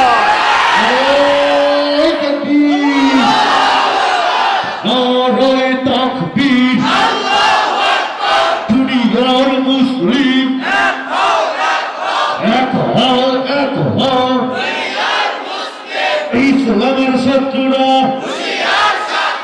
হুশিয়ার সাবধান। আলহামদুলিল্লাহ, আলহামদুলিল্লাহ। এই যে পরম সত্য কথা, এই দেশটা যে ইসলামের, এই দেশে কায়েম হইলে ইসলামে কায়েম হওয়া দরকার, এই কথাটা যারা মানে না, এই কথা যারা মানে না, তারা বাংলাদেশ এবং ইসলামের আত্মীয়তা, বন্ধুত্ব, ঘনিষ্ঠতা সম্পর্কে জানে না। ঠিক কিনা বলেন? বাংলাদেশ যদি একটা শরীর হয়, শরীরে একটা আত্মা লাগবে না? আত্মা, আত্মা ছাড়া শরীরের দাম আছে? বাংলাদেশ যদি একটা শরীর হয়, এই শরীরটা চলে, বেঁচে থাকে, বেঁচে থাকবে যে আত্মার গুণে, সে আত্মার নাম হচ্ছে ইসলাম। পানির মধ্যে মাছ ডুবাইয়ে থাকলে ভালো থাকে, জিন্দা থাকে, সুস্থ থাকে, হায়াত পায়, খেলা করে, খাওয়া দাওয়া করে, ঠিক কিনা বলেন? পানি থেকে উঠে ডাঙায় রাখলে ছটফট ছটফট করতে করতে 2-4-5 মিনিট, বড় জোরে 1-2 ঘন্টা পরে মরে যায়, তারপরে আস্তে আস্তে শুকায় যায়, তারপরে কাউয়া খায়, চিল খায়, শকুন খায়, শিয়াল খায়, কুত্তা খায়, ঠিক কিনা বলেন? যতদিন এই বাংলাদেশ, এই জাতি, এই দেশ ইসলামের মধ্যে থাকবে, ততদিন এই দেশ, এই জাতি ঠিক থাকবে, সুস্থ থাকবে, সুন্দর থাকবে, দীর্ঘ হায়াত পাবে, স্বাধীন থাকবে। যখন ইসলাম থেকে বাংলাদেশকে বিচ্ছিন্ন করে ফেলা হবে, তখন এটা 2-4-5 বছরের মধ্যে ছটফট করতে করতে মরে যাবে, নিষ্প্রাণ হয়ে যাবে। তারপর দেখবেন কত ধরনের কাউয়া আসে, কত ধরনের শকুন আসে, কত শিয়াল আসে, কত ধরনের প্রাণী আসে। দেখবেন দিল্লি এক ঠোকর দিয়া এটাকে ফেলাইছে ওয়াশিংটনের কাছে, ওয়াশিংটন লাথি মেরে ফেলাইছে মস্কোর কাছে, মস্কো উষ্টা মেরে ফেলাইছে তেল আবিবের কাছে, তেল আবিব আবার থাপ্পড় দিয়ে পাঠাইছে দিল্লির কাছে। আমরা কি এই অবস্থায় পড়তে চাই? স্বাধীন থাকবে বাংলাদেশ ইসলাম নিয়ে বাঁচার জন্য, ঠিক কিনা বলেন? আর এই দেশকে স্বাধীন রাখার জন্য আমরা ইসলাম নিয়েই বাঁচবো, ঠিক কিনা বলেন? ইসলাম নিয়ে বাঁচার জন্য বাংলাদেশ স্বাধীন রাখবো, বাংলাদেশ স্বাধীন রাখার জন্য ইসলাম নিয়ে বাঁচবো, কথা ঠিক কিনা? ইঞ্চি ইঞ্চি মাটি সোনার চাইতে খাঁটি, নগদ রক্ত দিয়ে কেনা, শত্রু বাহানাদার একটি কণাও তার কেড়ে নিতে কেউ পারবে না। রঙের তুলিতে আকাশ সবুজের ছায়া ঢাকা, সুজলা সুফলা পরিপাটি, লক্ষ শহীদ গাজী রেখেছে জীবন বাজি, করেছে স্বাধীন এই মাটি। বাংলাদেশ আমার, বাংলাদেশ তোমার, বাংলাদেশ খোদার দান, সোনার জন্মভূমি, তোমার জন্যে আমি জীবন দিয়েছি কোরবান, ঠিক না? চারিদিকে দুশ্মন আছে না নাই? চারিদিকে দুশ্মন, ভেঙো না মন, সাহস জমিয়ে রাখো বুকে, ইমান জিন্দা করে জিহাদের হুঙ্কারে পরাজিত করো শত্রুকে। চারিদিকে গাদ্দার ভিনদেশি তাবেদার, সজাগ দৃষ্টি রাখো সবে, সকল মির্জাফর বিদেশি গোলাম চর, রুখতে তাদের আজ হবে। বাংলাদেশ আমার, বাংলাদেশ তোমার, বাংলাদেশ খোদার দান, সোনার জন্মভূমি, তোমার জন্যে আমি জীবন দিয়েছি কোরবান, ঠিক না? বাংলাদেশকে এই চেতনা থেকে দূরে সরাইতে চায়, বাংলাদেশের যুব সমাজের অন্তরাত্মা, দিল চিন্তা চেতনা থেকে ইসলামকে তারা বাদ দিতে চায়, বাংলাদেশের সাধারণ নাগরিকদের জীবনাচার এবং সংস্কৃতি থেকে ইসলামকে আস্তে আস্তে বিদায় করতে চায়, বাংলাদেশের পাঠ্য বইয়ের পৃষ্ঠা থেকে ইসলামকে কমাইতে চায়, বাংলাদেশের সংস্কৃতির মধ্যে কলকাতার হিন্দুয়ানি সংস্কৃতি ঢুকাইতে চায়, ঠিক কিনা জোরে বলেন? বাংলাদেশের অর্থ ব্যবস্থায় সুদভিত্তিক অর্থনীতি চালু রেখেছে যারা, বাংলাদেশের রাজনীতি থেকে ইসলামকে যারা বাদ দিতে চাচ্ছে, যারা বাংলাদেশের শিক্ষা ব্যবস্থা থেকে ইসলামকে বাদ দিতে চাচ্ছে, তারা কি দেশের বন্ধু না শত্রু? বন্ধু না শত্রু? বিদেশি শত্রুদেরকে দেশ থেকে উস্কানি দেওয়ার কিছু লোক আছে কিনা বলেন? কিছু তাবেদার আছে কিনা বলেন? কিছু দালাল আছে কিনা বলেন? বাংলাদেশের 90% মানুষ মুসলমান, পাড়ায় পাড়ায় ঘরে ঘরে তাই মসজিদ কোরআন। হিন্দু বৌদ্ধ খ্রিস্টান আছে, গির্জা প্যাগোডা মন্দির আছে, মিলেমিশে সবে থাকতেই হবে এ যে জন্মস্থান। যারা ধর্মে ধর্মে সম্প্রীতি চায় করে দিতে বরবাদ, যারা ধর্মে ধর্মে সম্প্রীতি চায় করে দিতে বরবাদ, এরা কেউ নয়, এরা হাতে গোনা কিছু নাস্তিক মুরতাদ। নাস্তিক মুরতাদ, নাস্তিক মুরতাদ চিনে নাও, নাস্তিক মুরতাদ। প্রতিরোধ করো, প্রতিহত করো নাস্তিক মুরতাদ। ঠিক না? নাস্তিক কাকে বলে? যে ব্যক্তি কোনো আল্লাহ খুদায় বিশ্বাস করে না, কোনো মাবুদে বিশ্বাস করে না, কোনো সৃষ্টিকর্তা প্রভুতে বিশ্বাস করে না, কোনো ধর্মের রীতিনীতি সে মানে না, সে সব ধর্ম থেকে আলাদা, নিজের মতো চলে। এরকম মানুষ দুনিয়াতে আরও আছে, অন্য দেশেও আছে। কিন্তু বাংলাদেশে যারা নিজেদেরকে নাস্তিক দাবি করে, তারা তো সব ধর্মের সঙ্গে দূরত্ব রাখে না, সব ধর্মের বিরুদ্ধে বলে না, শুধুমাত্র ইসলামের বিরুদ্ধে বলে। এতে বোঝা যায় এরা সেই আসল নাস্তিকও না, এরা সুনির্দিষ্টভাবে ইসলামের ক্ষতি করার জন্য বিদেশের টাকা খেয়ে কাজ করে। ঠিক কিনা বলেন? কোনো ইমাম, কোনো মুয়াজ্জিন, কোনো খতিব, কোনো বক্তা, কোনো আলেম, কোনো এই যারা নাকি বক্তব্য রাখেন, লেকচারার, কোনো মঞ্চ থেকে, মসজিদের মিম্বার থেকে, মাহফিলের মঞ্চ থেকে হিন্দুদের বিরুদ্ধে কোনো বক্তব্য দেয়? খ্রিস্টানদের বিরুদ্ধে বক্তব্য আছে? বৌদ্ধদের বিরুদ্ধে কোনো বক্তব্য আছে? নাস্তিকদের বিরুদ্ধে বক্তব্য তো সবাই দেয়। কারণটা কি? তারা যদি হিন্দু বৌদ্ধ খ্রিস্টানদের মতো নিজেদের একটা ধর্ম বিশ্বাস, নিজেদের একটা বিশ্বাস নিয়ে চুপচাপ তাদের মতো তারা তাদের শান্তিপূর্ণভাবে থাকে, অসুবিধা তো নাই। আমাদের দায়িত্ব নাগরিক হিসাবে তাদেরকে নিরাপত্তা দেওয়া, আমাদের দায়িত্ব নাগরিক হিসাবে তারা আমাদের সমান ভাগ পায়, আমাদের দায়িত্ব তাদের প্রতি লক্ষ্য রাখা, আমাদের দায়িত্ব তাদেরকে দাওয়াত দেওয়া, বকাবকি করা না। ঠিক কিনা বলেন? তাদের উপর আক্রমণ তো দূরের কথা।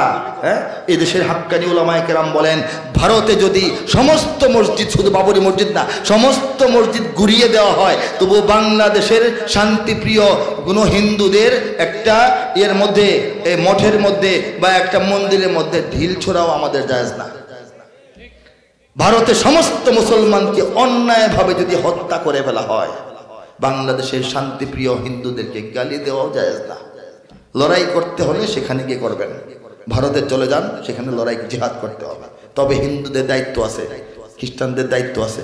আমেরিকা যখন পৃথিবীর নানান এলাকায় মুসলমান শিশুদেরকে হত্যা করে, বাংলাদেশের খ্রিস্টানদের উচিত একটা মিছিল র্যালি বের করা, আমরা এর প্রতিবাদ জানাই। ঠিক কিনা? চুপ করে থাকলে বোঝা যায় না যে সমর্থন করতেছে কিনা। ঠিক কিনা? এটা দায় নিতে হবে না। আমাদের বাবরি মসজিদ ভেঙে এই যে রাম মন্দির করা হলো, হিন্দু ভাইদের তখন থেকে উচিত ছিল বের হওয়া, যে মুসলমানদের একটা স্থাপনা এভাবে ভেঙে ফেলে জোর করে মন্দির বানানোটা বাংলাদেশের হিন্দুরা আমরা পছন্দ করি নাই। এটা দায়িত্ব কিনা বলেন? কথা বলে তো লম্বা হয়। হিন্দু বৌদ্ধ খ্রিস্টান পরিষদ আছে না বাংলাদেশে, বিশাল। আমার কথা হলো, ওনারা হিন্দু বৌদ্ধ খ্রিস্টান পরিষদ করলো কেন? এখানে মুসলিম সহ রাখতো না, করছে কে? ওনারা নিজেদেরকে আলাদা করে কেন? ওনারা বাংলাদেশের জাতি থেকে মুসলমানদেরকে আলাদা করে নিজেরা আলাদা হয়েছে কে? আমরা করছি না, ওনারা হয়েছে। এই নাম দিল কেন? ওনারা যদি জানে সব ধর্ম মিলেমিশে একটা সমিতি কমিটি একসঙ্গে চলবে, হ্যাঁ, এলাকার উন্নয়ন, দেশের উন্নয়ন, লিখবে মুসলিম হিন্দু বৌদ্ধ খ্রিস্টান পরিষদ। ওনারা নিজেরা মুসলিম সমাজকে বাদ দিয়া হিন্দু বৌদ্ধ খ্রিস্টান পরিষদ করেছেন, ভালো কথা। তাহলে যে সব বিষয়ে আমরা আঘাতপ্রাপ্ত হই, যে সব বিষয়ে বাংলাদেশের মুসলমানদের অন্তরে রক্তক্ষরণ ঘটে, এই সব বিষয়ে আপনারা একটা টু শব্দ করেন না কেন? প্রতিবাদ করেন না কেন? একটু দেখান না কেন প্রেস ক্লাবের সামনে দাঁড়ায় যে এই ব্যাপারটা আমরা ভালো চোখে দেখতেছি না? করা উচিত না? করা উচিত কিনা বলেন?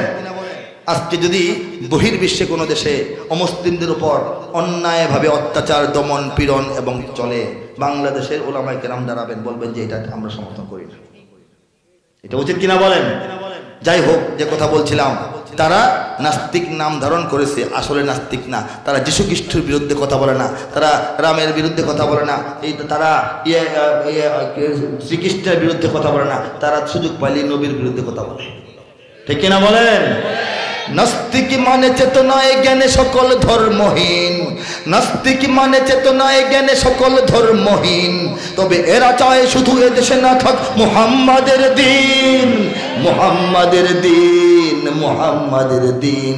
এরা মন্দির ভেঙে হিন্দু খেপায়, মূর্তি বসিয়ে মুমিন খেপায়। এরা মন্দির ভেঙে হিন্দু খেপায়, মূর্তি বসিয়ে মুমিন খেপায়। রাম রহিমের ঝগড়া বাঁধাতে গোপনে বাজায় বিন। এদের বিদেশি টাকায় দেশ ধ্বংসের রয়েছে স্বপ্ন সাদ।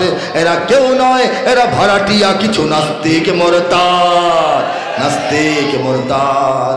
আমরা সতর্ক থাকবো কিনা? ওরা দুরভিসন্ধি করে, বাংলাদেশের গণমানুষকে আলেম সমাজ থেকে বিচ্ছিন্ন করার চেষ্টায় ওরা 50 বছর ধরে লিপ্ত। দেশ স্বাধীন হওয়ার পর থেকে ঢালাওভাবে বাংলাদেশের ওলামায়ে কেরামকে স্বাধীনতা বিরোধী বানানোর চেষ্টা করেছে। তারপর সাম্প্রদায়িক বলেছে, তারপর মধ্যযুগীয় বর্বর বলেছে, তারপর পিছিয়ে পড়া সমাজ বলেছে, প্রগতির পথে অন্তরায় বলেছে। তারা যে আলেম সমাজকে ষড়যন্ত্রমূলকভাবে মিডিয়ার সাহায্য নিয়ে গোটা আলেম সমাজকে মৌলবাদী মৌলবাদী বলেছে, বলে নাই? এক পর্যায়ে তারা আলেম সমাজকে জঙ্গি বানানোর চেষ্টা করেছে। এমন ভাবে সাজিয়ে গুছিয়ে টকশোতে আলোচনা প্রচার। মাদ্রাসাগুলোতে কি হয় আমরা তো দেখি না, খোঁজখবর নেওয়া দরকার। জঙ্গিবাদের প্রশিক্ষণ হয় কিনা? কথা বলে না কেন? ভয় পান? ভয় পাইলে শেষ, আর আগাইতে পারবেন না। মুখ থেকে যদি আওয়াজ বের না হয়, আরাকানের মুসলমানদের মতো মুরগির বাচ্চার মতো চিউ চিউ করবেন, কয়েকদিন পরে আওয়াজ বের হবে না। ঠিক না বলেন? ওরা চেষ্টা করেছে, কিন্তু আল্লাহ প্রমাণ করেছেন জঙ্গিবাদ মাদ্রাসা মসজিদে না। কোন দিনদার মানুষের মধ্যে সন্ত্রাসবাদ নাই। মাদ্রাসা মসজিদ ওলামায়ে কেরামের সঙ্গে যে কোনো ভাবে সম্পৃক্ত, ছাত্র হোক, ছাত্রের গার্জিয়ান হোক, শ্রোতা হোক, মুসলমান মহব্বত করুক, যেভাবেই সম্পৃক্ত মানুষেরা আছে তারা সন্ত্রাসবাদে বিশ্বাসী নয়। ঠিক কিনা? জঙ্গি নিয়ে ভঙ্গি করার সময় এবার শেষ। সত্যিকারের জঙ্গি কোথায় দেখছে বাংলাদেশ? আরে ও দেশের মানুষ হইছে নিহুস, পাইছো নি ভাইটের। জঙ্গি বলে আর ডেকো না মোল্লা মুন্সিদের। মাদ্রাসাতেই জঙ্গি থাকে এই কথা ঠিক নয়, কলেজ বিশ্ববিদ্যালয়েও জঙ্গি এখন হয়। জঙ্গিবাদের ভয় দেখিয়ে ভিনদেশিরা খেলে, জঙ্গিবাদের ভয় দেখিয়ে ভিনদেশিরা খেলে। একদিকে নয় সব দিকে তাই চোখটা রেখো মেলে। জঙ্গি মারো, জঙ্গি ধরো, জঙ্গি ভরো জেলে। নিজের ঘরে খুঁজা দেখো জঙ্গি তোমার ছেলে। ঠিক কিনা বলেন?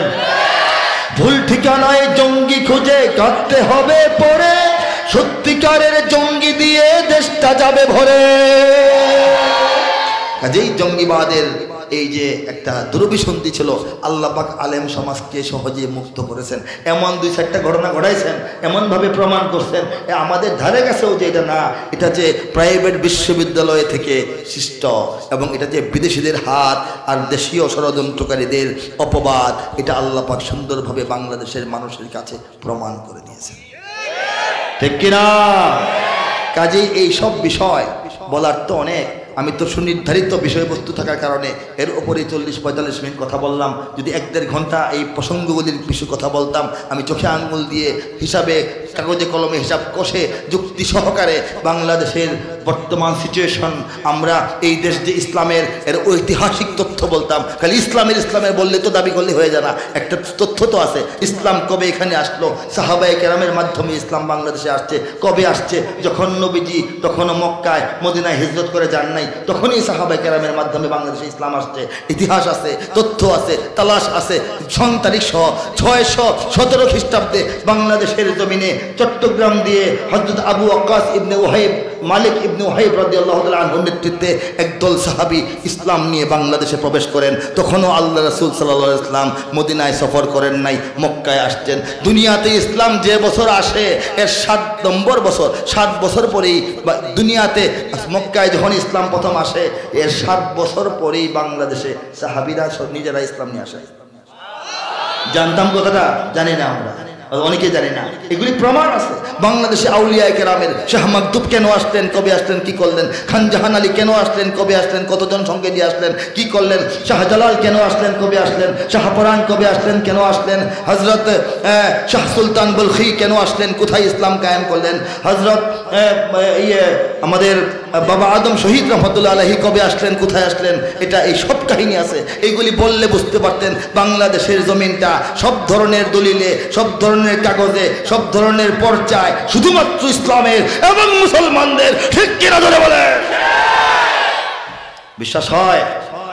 অন্য এক মাহফিলে, অন্য এক সফরে ইনশাআল্লাহ বলছি। আজকে আর এই বিষয়ে আলোচনা দীর্ঘায়িত করব না।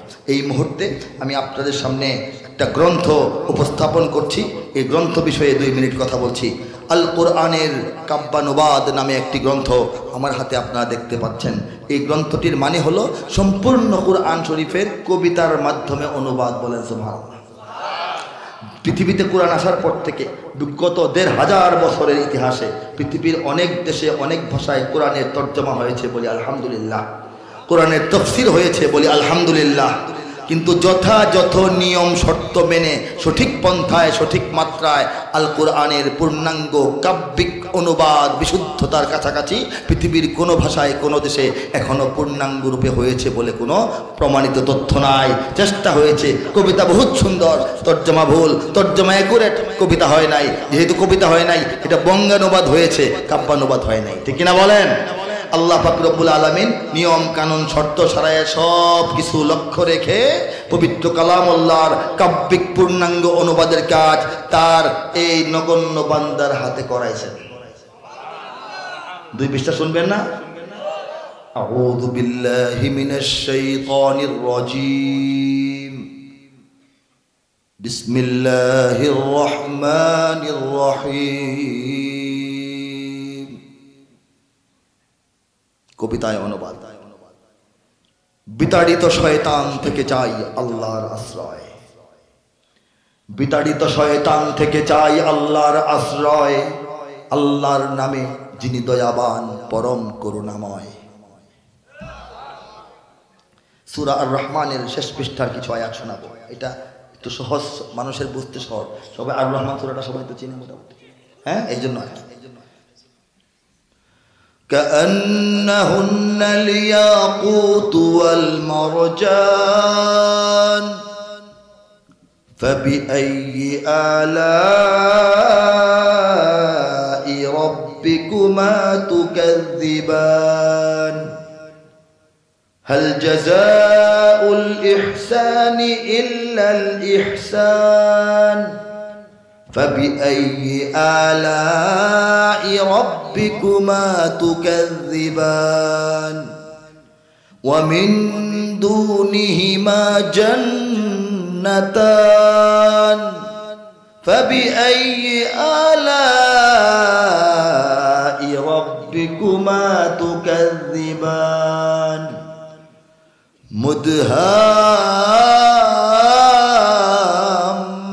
مدهامتان فبأي آلاء ربكما تكذبان তেলাওয়াত আর দীর্ঘায়িত করছি না, তরজমায় যাচ্ছি। শেষ পৃষ্ঠার তরজমা।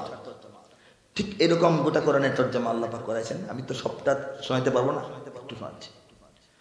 পদ্মরাগ ও প্রবালের মতো হরা দীপ্যমান, পদ্মরাগ ও প্রবালের মতো হরা দীপ্যমান, তবে তোমাদের প্রতিপালকের মানিবে না কোন দান। উত্তম কাজে উত্তম ছাড়া কিবা হবে প্রতিদান, তবে তোমাদের প্রতিপালকের মানিবে না কোন দান। এ দুটি ছাড়াও সেখানে রয়েছে আরো 2টি উদ্যান, তবে তোমাদের প্রতিপালকের মানিবে না কোন দান। উদ্যান 2টি কৃষ্ণাভ ঘন সবুজ দৃশ্যমান, তবে তোমাদের প্রতিপালকের মানিবে না কোন দান। 2টি উদ্যানে রবে চঞ্চলা ঝর্ণা প্রবহমান, তবে তোমাদের প্রতিপালকের মানিবে না কোন দান।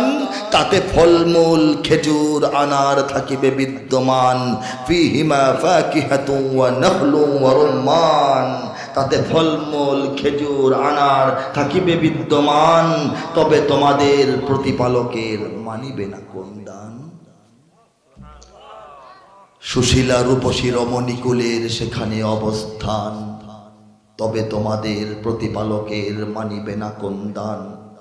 আর সে হরেরা স্বর্গ তাবতে রবে অপেক্ষমান, তবে তোমাদের প্রতিপালকের মানিবে না কোন দান। তাহাদের আগে না ছুঁয়েছে জিন, না ছুঁয়েছে ইনসান, লাম ইয়াতমিসহুন্না ইনসুন ইনসুন ক্বাবলাহুম ওয়ালা জান, লাম ইয়াতমিসহুন্না ইনসুন ক্বাবলাহুম ওয়ালা জান। তাহাদের আগে না ছুঁয়েছে জিন, না ছুঁয়েছে ইনসান, তবে তোমাদের প্রতিপালকের মানিবে না কোন দান। সবুজ ও সুন্দর গালিচায় বসিবে দিয়ে হেলান, তবে তোমাদের প্রতিপালকের মানিবে না কোন দান। সর্বশেষ আয়াত, তাবারাকাসমু রাব্বিকা যিল জালালি ওয়াল ইকরাম। কাব্বানুবাদ, এটা আল্লাহর সাহায্যে, আল্লাহর ইচ্ছায়, আল্লাহর ফয়সালায়, আল্লাহর ডিক্লিয়ারে, আল্লাহর সাহায্যে, আল্লাহর ডাইরেক্ট মদদে পরিকল্পনায় এই নগণ্যের হাতে হয়েছে। কাব্যানুবাদটুকু শোনাচ্ছি। কত সুমহান হে নবী তোমার রবের নামের শান, কত সুমহান হে নবী তোমার রবের নামের শান। মহান অনুভব গৌরবময় তিনি মহামহিয়ান। ঠিক এইভাবে এই তালে এই মালে মিলে এই ছন্দে এই সৌন্দর্যে সম্পূর্ণ কুরআনের কাব্যানুবাদ। এক পাশে তেলাওয়া, এক পাশে আয়াত, এক পাশে তরজমা, এক পাশে আয়াত, এক পাশে তরজমা, এক ভলিউমে সম্পূর্ণ কুরআনের সূরাতুল ফাতিহা থেকে সূরাতুন নাসের মিনাল জিন্নাতি ওয়ান নাস পর্যন্ত ৬০০০-এর অধিক ছোট বড় জটিল কঠিন সহজ সরল সব ধরনের আয়াতের কাব্যিক ছন্দময় সৌন্দর্যমণ্ডিত অনুবাদ আল্লাহ পাক করিয়েছেন মাত্র ২৪০ দিনের মেহনতে। অবাক ব্যাপার, অলৌকিক ব্যাপার, অচিন্তনীয় ব্যাপার, আমার জন্যই নিজের কাছে আশ্চর্যের ব্যাপার। আল্লাহ চেয়েছেন বলে হয়েছে, পারিয়েছেন বলে পেরেছি, দিলের মধ্যে ঢেলে দিছেন, মগজের মধ্যে ঢুকাইয়া দিছেন, আমাকে স্বাস্থ্য দিছেন, শক্তি দিছেন, হায়াত দিছেন, এলেম দিছেন, এটা করার তৌফিক দিছেন। আসল কথা তৌফিক। তৌফিক এলেম কি আমার চেয়ে বড় আলেম নাই? আমার চেয়ে স্বাস্থ্যবান লোক নাই? আমার তো কোরআনকে মহব্বতকারী নাই? আল্লাহ চেয়েছেন বলেই আমারে কামলা নিয়োগ করছেন, কামলার হাতে কাজটা খুব দ্রুত করায় ফেলছেন। বলেন সুবহানাল্লাহ। এটা আল্লাহর কারিশমা, কুরআনের মুজিজা। নবীদের মুজিজা বন্ধ, কারণ নবী তো আর নাই, কিন্তু কুরআন তো কিয়ামত পর্যন্ত থাকবে, কুরআনের মুজিজাও থাকবে। প্রত্যেকটা হাফেজে কুরআন শিশু কোরআনের এক একটা মুজিজা। বলেন সুবহানাল্লাহ। ছোট্ট শিশু, অনেক কিছুই বোঝে না, ডাইন বাম বোঝে না। পরবর্তী জীবনে দেখা যায়, পরবর্তী জীবনে দেখা যায় যখন স্কুলে গিয়ে ভর্তি হয়, হাফেজ হইয়া মাদ্রাসার উপর ক্লাসে ভর্তি হয়, তখন সেখানে অঙ্ক পারে না, ইংরেজি পারে না, 2 লাইন কবিতা মুখস্থ পারে না, আরবিও বোঝে না, কিন্তু কোরআন থেকেই মুখস্থ করছে। ঠিক কিনা বলেন? এটা কি তার মেধার গুণে করছে না আল্লাহর গুণে? বলেন। এটা কোরআনের মুজিজা। এই কাব্যানুবাদটাও কোরআনের মুজিজা। যারা সংগ্রহ করতে চান, আমার ড্রাইভার সাহেবের কাছে কিছু কপি আছে। সারা বাংলাদেশে সুনির্দিষ্ট একদম 1200 টাকা ভিতরেও লেখা। শুধু আমার মাহফিল থেকে যারা নেন তাদের জন্য প্রকাশক মহোদয় 1000 টাকা মূল্যে গ্রন্থটি দিয়ে দেওয়ার অনুমতি ড্রাইভার সাহেবকে দিয়েছেন। আপনারা 1000 টাকা মূল্যে যাদের আজকে সঙ্গতি আছে, সামর্থ্য আছে, ইচ্ছা আছে, গাড়ি থেকে সংগ্রহ করে নিতে পারেন। সবাই দোয়া করুন, আল্লাহ পাক সবার জন্য কবুল করুন, সবার জন্য কবুল করুন। আমিন আমিন। এখানে কি আসছে? সূরাতুল ফাতিহার তরজমা। আচ্ছা, যেহেতু আসছে বইলা দিই, শেষ করে ফেলছিলাম। সূরাতুল ফাতিহার তরজমা। আউযু বিল্লাহি মিনাশ শাইতানির রাজীম। বিসমিল্লাহির রহমানির রহিম। বিতাড়িত শয়তান থেকে চাই আল্লাহর আশ্রয়, আল্লাহর নামে যিনি দয়াবান পরম করুণাময়। আলহামদুলিল্লাহি রাব্বিল আলামিন আর রহমানির রহিম মালিকি ইয়াউমিদ্দিন। প্রশংসা সব আল্লাহর, যিনি সারা জাহানের রব, দয়ালু মহানুভব, তিনি বিচার দিনের সব। ইয়্যাকা না'বুদু ওয়া ইয়্যাকা নাস্তাঈন। আমরা সবাই কেবলই তোমার ইবাদত করে যাই এবং আমরা তোমার কাছেই সহায়তা শুধু চাই। ইহদিনাস সিরাতাল মুস্তাকিম সিরাতাল লাযীনা আন'আমতা আলাইহিম তুমি আমাদের দেখাও তোমার সরল সঠিক পথ, তাদের সে পথ যাদেরকে দান করিয়াছ নিয়ামত। গায়রিল মাগদুবি আলাইহিম ওয়ালাদ-দাল্লিন,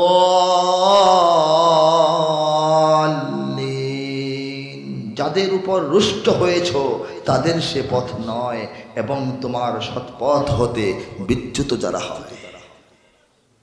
এইভাবে গোটা কোরআন কোত্থেকে পড়বো? সারা কোরআন পড়লে একরকম মজা লাগে, গোটা কোরআন। হ্যাঁ, আমি নিজে অবাক যে এই যে কঠিন কঠিন যে আয়াতগুলি আছে, সম্পদ বন্টনের আয়াত আছে না, জটিল। হ্যাঁ, অত বাগের অত বাগের অত, এটা তো পড়লে আরবি বললেই মাথা খারাপ হয়ে যায়, বাংলা বললে মানুষ পাগল হয়ে যায়, বোঝা যায় না। আল্লাহর ফজলে কবিতায় আল্লাহ পাক এমন ভাবে সুন্দরভাবে মিলাইছেন, পড়তেও মজা, বুঝতেও মজা। বলেন সুবহানাল্লাহ। আমি আল্লাহর কাছে আজীবন আমরণ কৃতজ্ঞ হয়ে থাকবো। এই চ্যাপ্টার আজকে এখানে শেষ করলাম। যারা সংগ্রহ করতে চান গাড়ি থেকে সংগ্রহ করে যাক। মাশাআল্লাহ, কথা শেষ। বেশ কিছু কথা বলেছি, আরও অনেক কথা বাকি আছে, ভবিষ্যতে ইনশাআল্লাহ বলবো। সর্বশেষ সঙ্গীতের লাইন স্লিপের মধ্যে আসছিল, আবার যুদ্ধ হবে, ঠিক কিনা বলেন? এই দেশ রক্ষার জন্য, দিন রক্ষার জন্য, ইমান রক্ষার জন্য, জাতি রক্ষার জন্য, স্বাধীনতা রক্ষার জন্য, সার্বভৌমত্ব রক্ষার জন্য, জাতীয় সম্পদ রক্ষার জন্য, জাতীয় মর্যাদা রক্ষার জন্য, ইসলাম এবং বাংলাদেশের সৌন্দর্য ঘনিষ্ঠতা বজায় রাখার জন্য যদি দেশি বিদেশি শত্রুর মোকাবেলায় যুদ্ধ করতে হয়, কারা কারা যুদ্ধ করতে তৈরি আছেন? হাত তুলে দেখা। যদি আমার দেশের সীমানা বন্ধু মুছে দিতে কেউ চায়, যদি আমার মাটির ধন সম্পদ লুটে নিতে কেউ চায়, যদি আমার সাগরে আমার পাহাড়ে ফেরায় লোভের চোখ, আমি প্রতিবাদে জ্বলে উঠবই, তবে যা হবার তাই হোক। এই শান্ত সবুজ পতাকায় যদি পড়ে শকুনের থাবা, এই সুপ্ত বারুদ জাতি নিয়ে ফের খেলে যদি কেউ দাবা, কোটি মানুষের প্রাণের কুটিরে আগ্রাসনের হাত যদি কেউ বাড়ায়, তবে আবার যুদ্ধ হবে, আবার যুদ্ধ হবে, জোরে আবার যুদ্ধ হবে, আবার যুদ্ধ হবে, আবার যুদ্ধ হবে, আবার যুদ্ধ হবে, আবার যুদ্ধ হবে, আবার যুদ্ধ হবে। যদি আমার দেশের সীমানা বন্ধু মুছে দিতে কেউ চায় না, যদি আমার মাটির ধন সম্পদ, কয়লা, আমার মাটির গ্যাস, আমার মাটির বিদ্যুৎ ইত্যাদি পাথর কেড়ে নিতে কেউ চায়, যদি আমার সাগরে আমার পাহাড়ে ফেরায় লোভের চোখ, আমি শুধু মহিব খান না, সবাই নিজেকে দেখান, আমি নিজেকে দেখাই, বলেন আমি প্রতিবাদে জ্বলে উঠবই, তবে যা হবার তাই হোক, ঠিক না? এই শান্ত সবুজ পতাকায় যদি পড়ে শকুনের থাবা, আমেরিকা, রাশিয়া, চায়না, দিল্লির থাবা যদি আমাদের পতাকায় পড়ে, এই সুপ্ত বারুদ জাতি নিয়ে ফের খেলে যদি কেউ দাবা, এই এমন এক জাতি যার 95% সদস্যের অন্তরে ইমানের বারুদ সুপ্ত লুকিয়ে আছে, ঘুমিয়ে আছে, ম্যাচের কাঠি দিলে আগুন জ্বলবে, ঠিক কিনা? এই সুপ্ত বারুদ জাতি নিয়ে ফের খেলে যদি কেউ দাবা, কোটি মানুষের প্রাণের কুটিরে হিন্দু, মুসলিম, বৌদ্ধ, খ্রিস্টান, পাহাড়ি, বাঙালি ইত্যাদি সবাই মিলেমিশে এই বসবাসের জায়গা, প্রাণের জন্মভূমি বাংলাদেশ, কোটি মানুষের প্রাণের কুটিরে আগ্রাসনের, আক্রমণের হাত যদি কেউ বাড়ায়, তবে আবার যুদ্ধ হবে, আবার যুদ্ধ হবে, আবার যুদ্ধ হবে। وآخر دعوانا أن الحمد لله رب العالمين والصلاة والسلام على سيد المرسلين. السلام عليكم ورحمة الله وبركاته.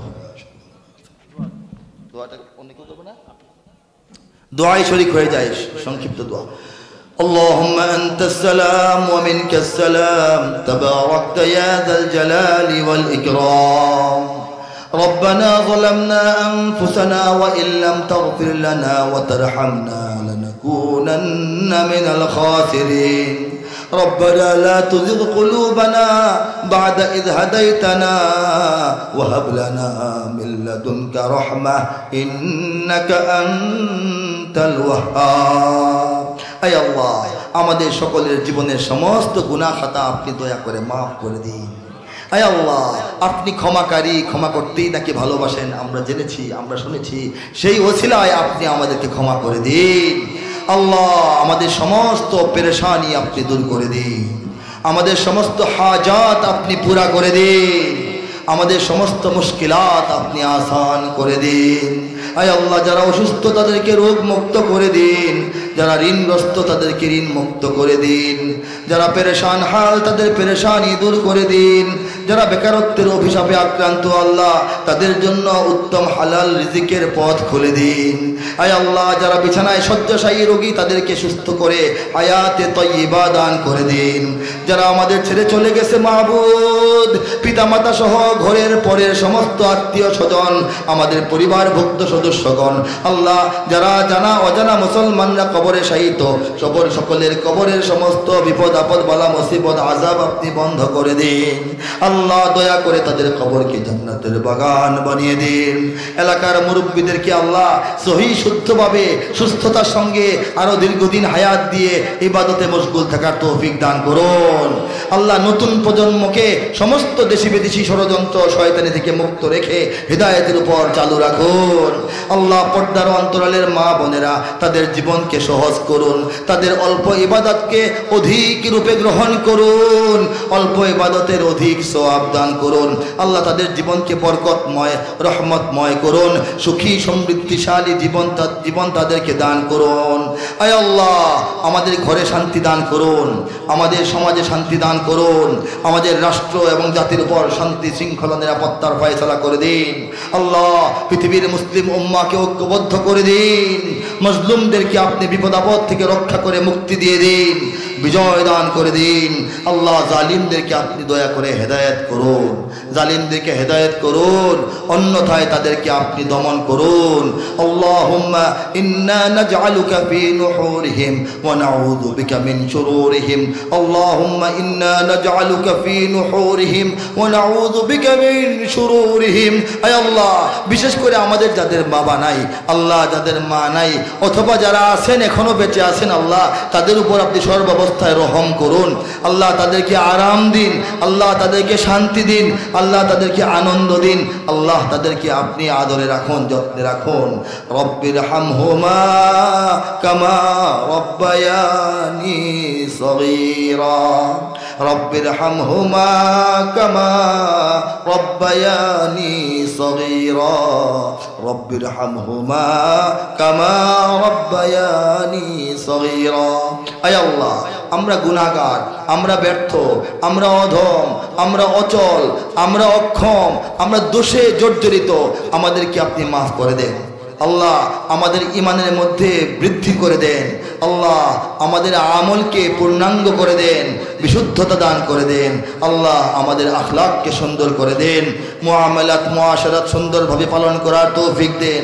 আল্লাহ আপনার সমস্ত হকের পাশাপাশি বান্দার সমস্ত হক, আত্মীয় স্বজনের হক, পাড়া প্রতিবেশীর হক, বন্ধু বান্ধবের হক, ভাই বোনদের হক, পিতামাতার হক, সমস্ত মানব জাতির হক আদায় করার তৌফিক দিন। আল্লাহ আমাদের সবাইকে এই জীবদ্দশায় মৃত্যুর আগে একবার হলেও আপনার ঘর তওয়াফ করার তৌফিক দিন। আয় আল্লাহ আপনার নবীর রওজায় সালাম সশরীরে উপস্থিত হয়ে প্রদান করার তৌফিক দিন। আয় আল্লাহ যতদিন দুনিয়াতে বেঁচে আছি ইসলাম ও শরীয়তের উপর কায়েম থাকার তৌফিক দিন। আল্লাহ যার যখন মৃত্যুর সময় আসবে কোনো ঠিক নাই, কোনো ভরসা নাই, কোনো নিশ্চয়তা নাই, প্রতি সেকেন্ডে মৃত্যু আমাদের আশপাশে ঘটছে। আল্লাহ যাকে যখন দুনিয়া থেকে নিয়ে যান, আল্লাহ অন্তরটাকে পরিচ্ছন্ন করে মুখের মধ্যে কালিমাতু শাহাদা জারি করে আমাদের ঈমানকে সুন্দর করে পরিচ্ছন্ন করে সাজিয়ে গুছিয়ে পূর্ণাঙ্গতা দান করে আপনার প্রিয় রূপে সাজিয়ে এই ঈমান সহকারে আপনার কাছে এসে হাজির হওয়ার তৌফিক দান করবেন। সুবহানা রাব্বিকা রাব্বিল ইজ্জাতি আম্মা ইয়াসিফুন ওয়া সালামুন আলাল মুরসালিন والحمد لله رب العالمين।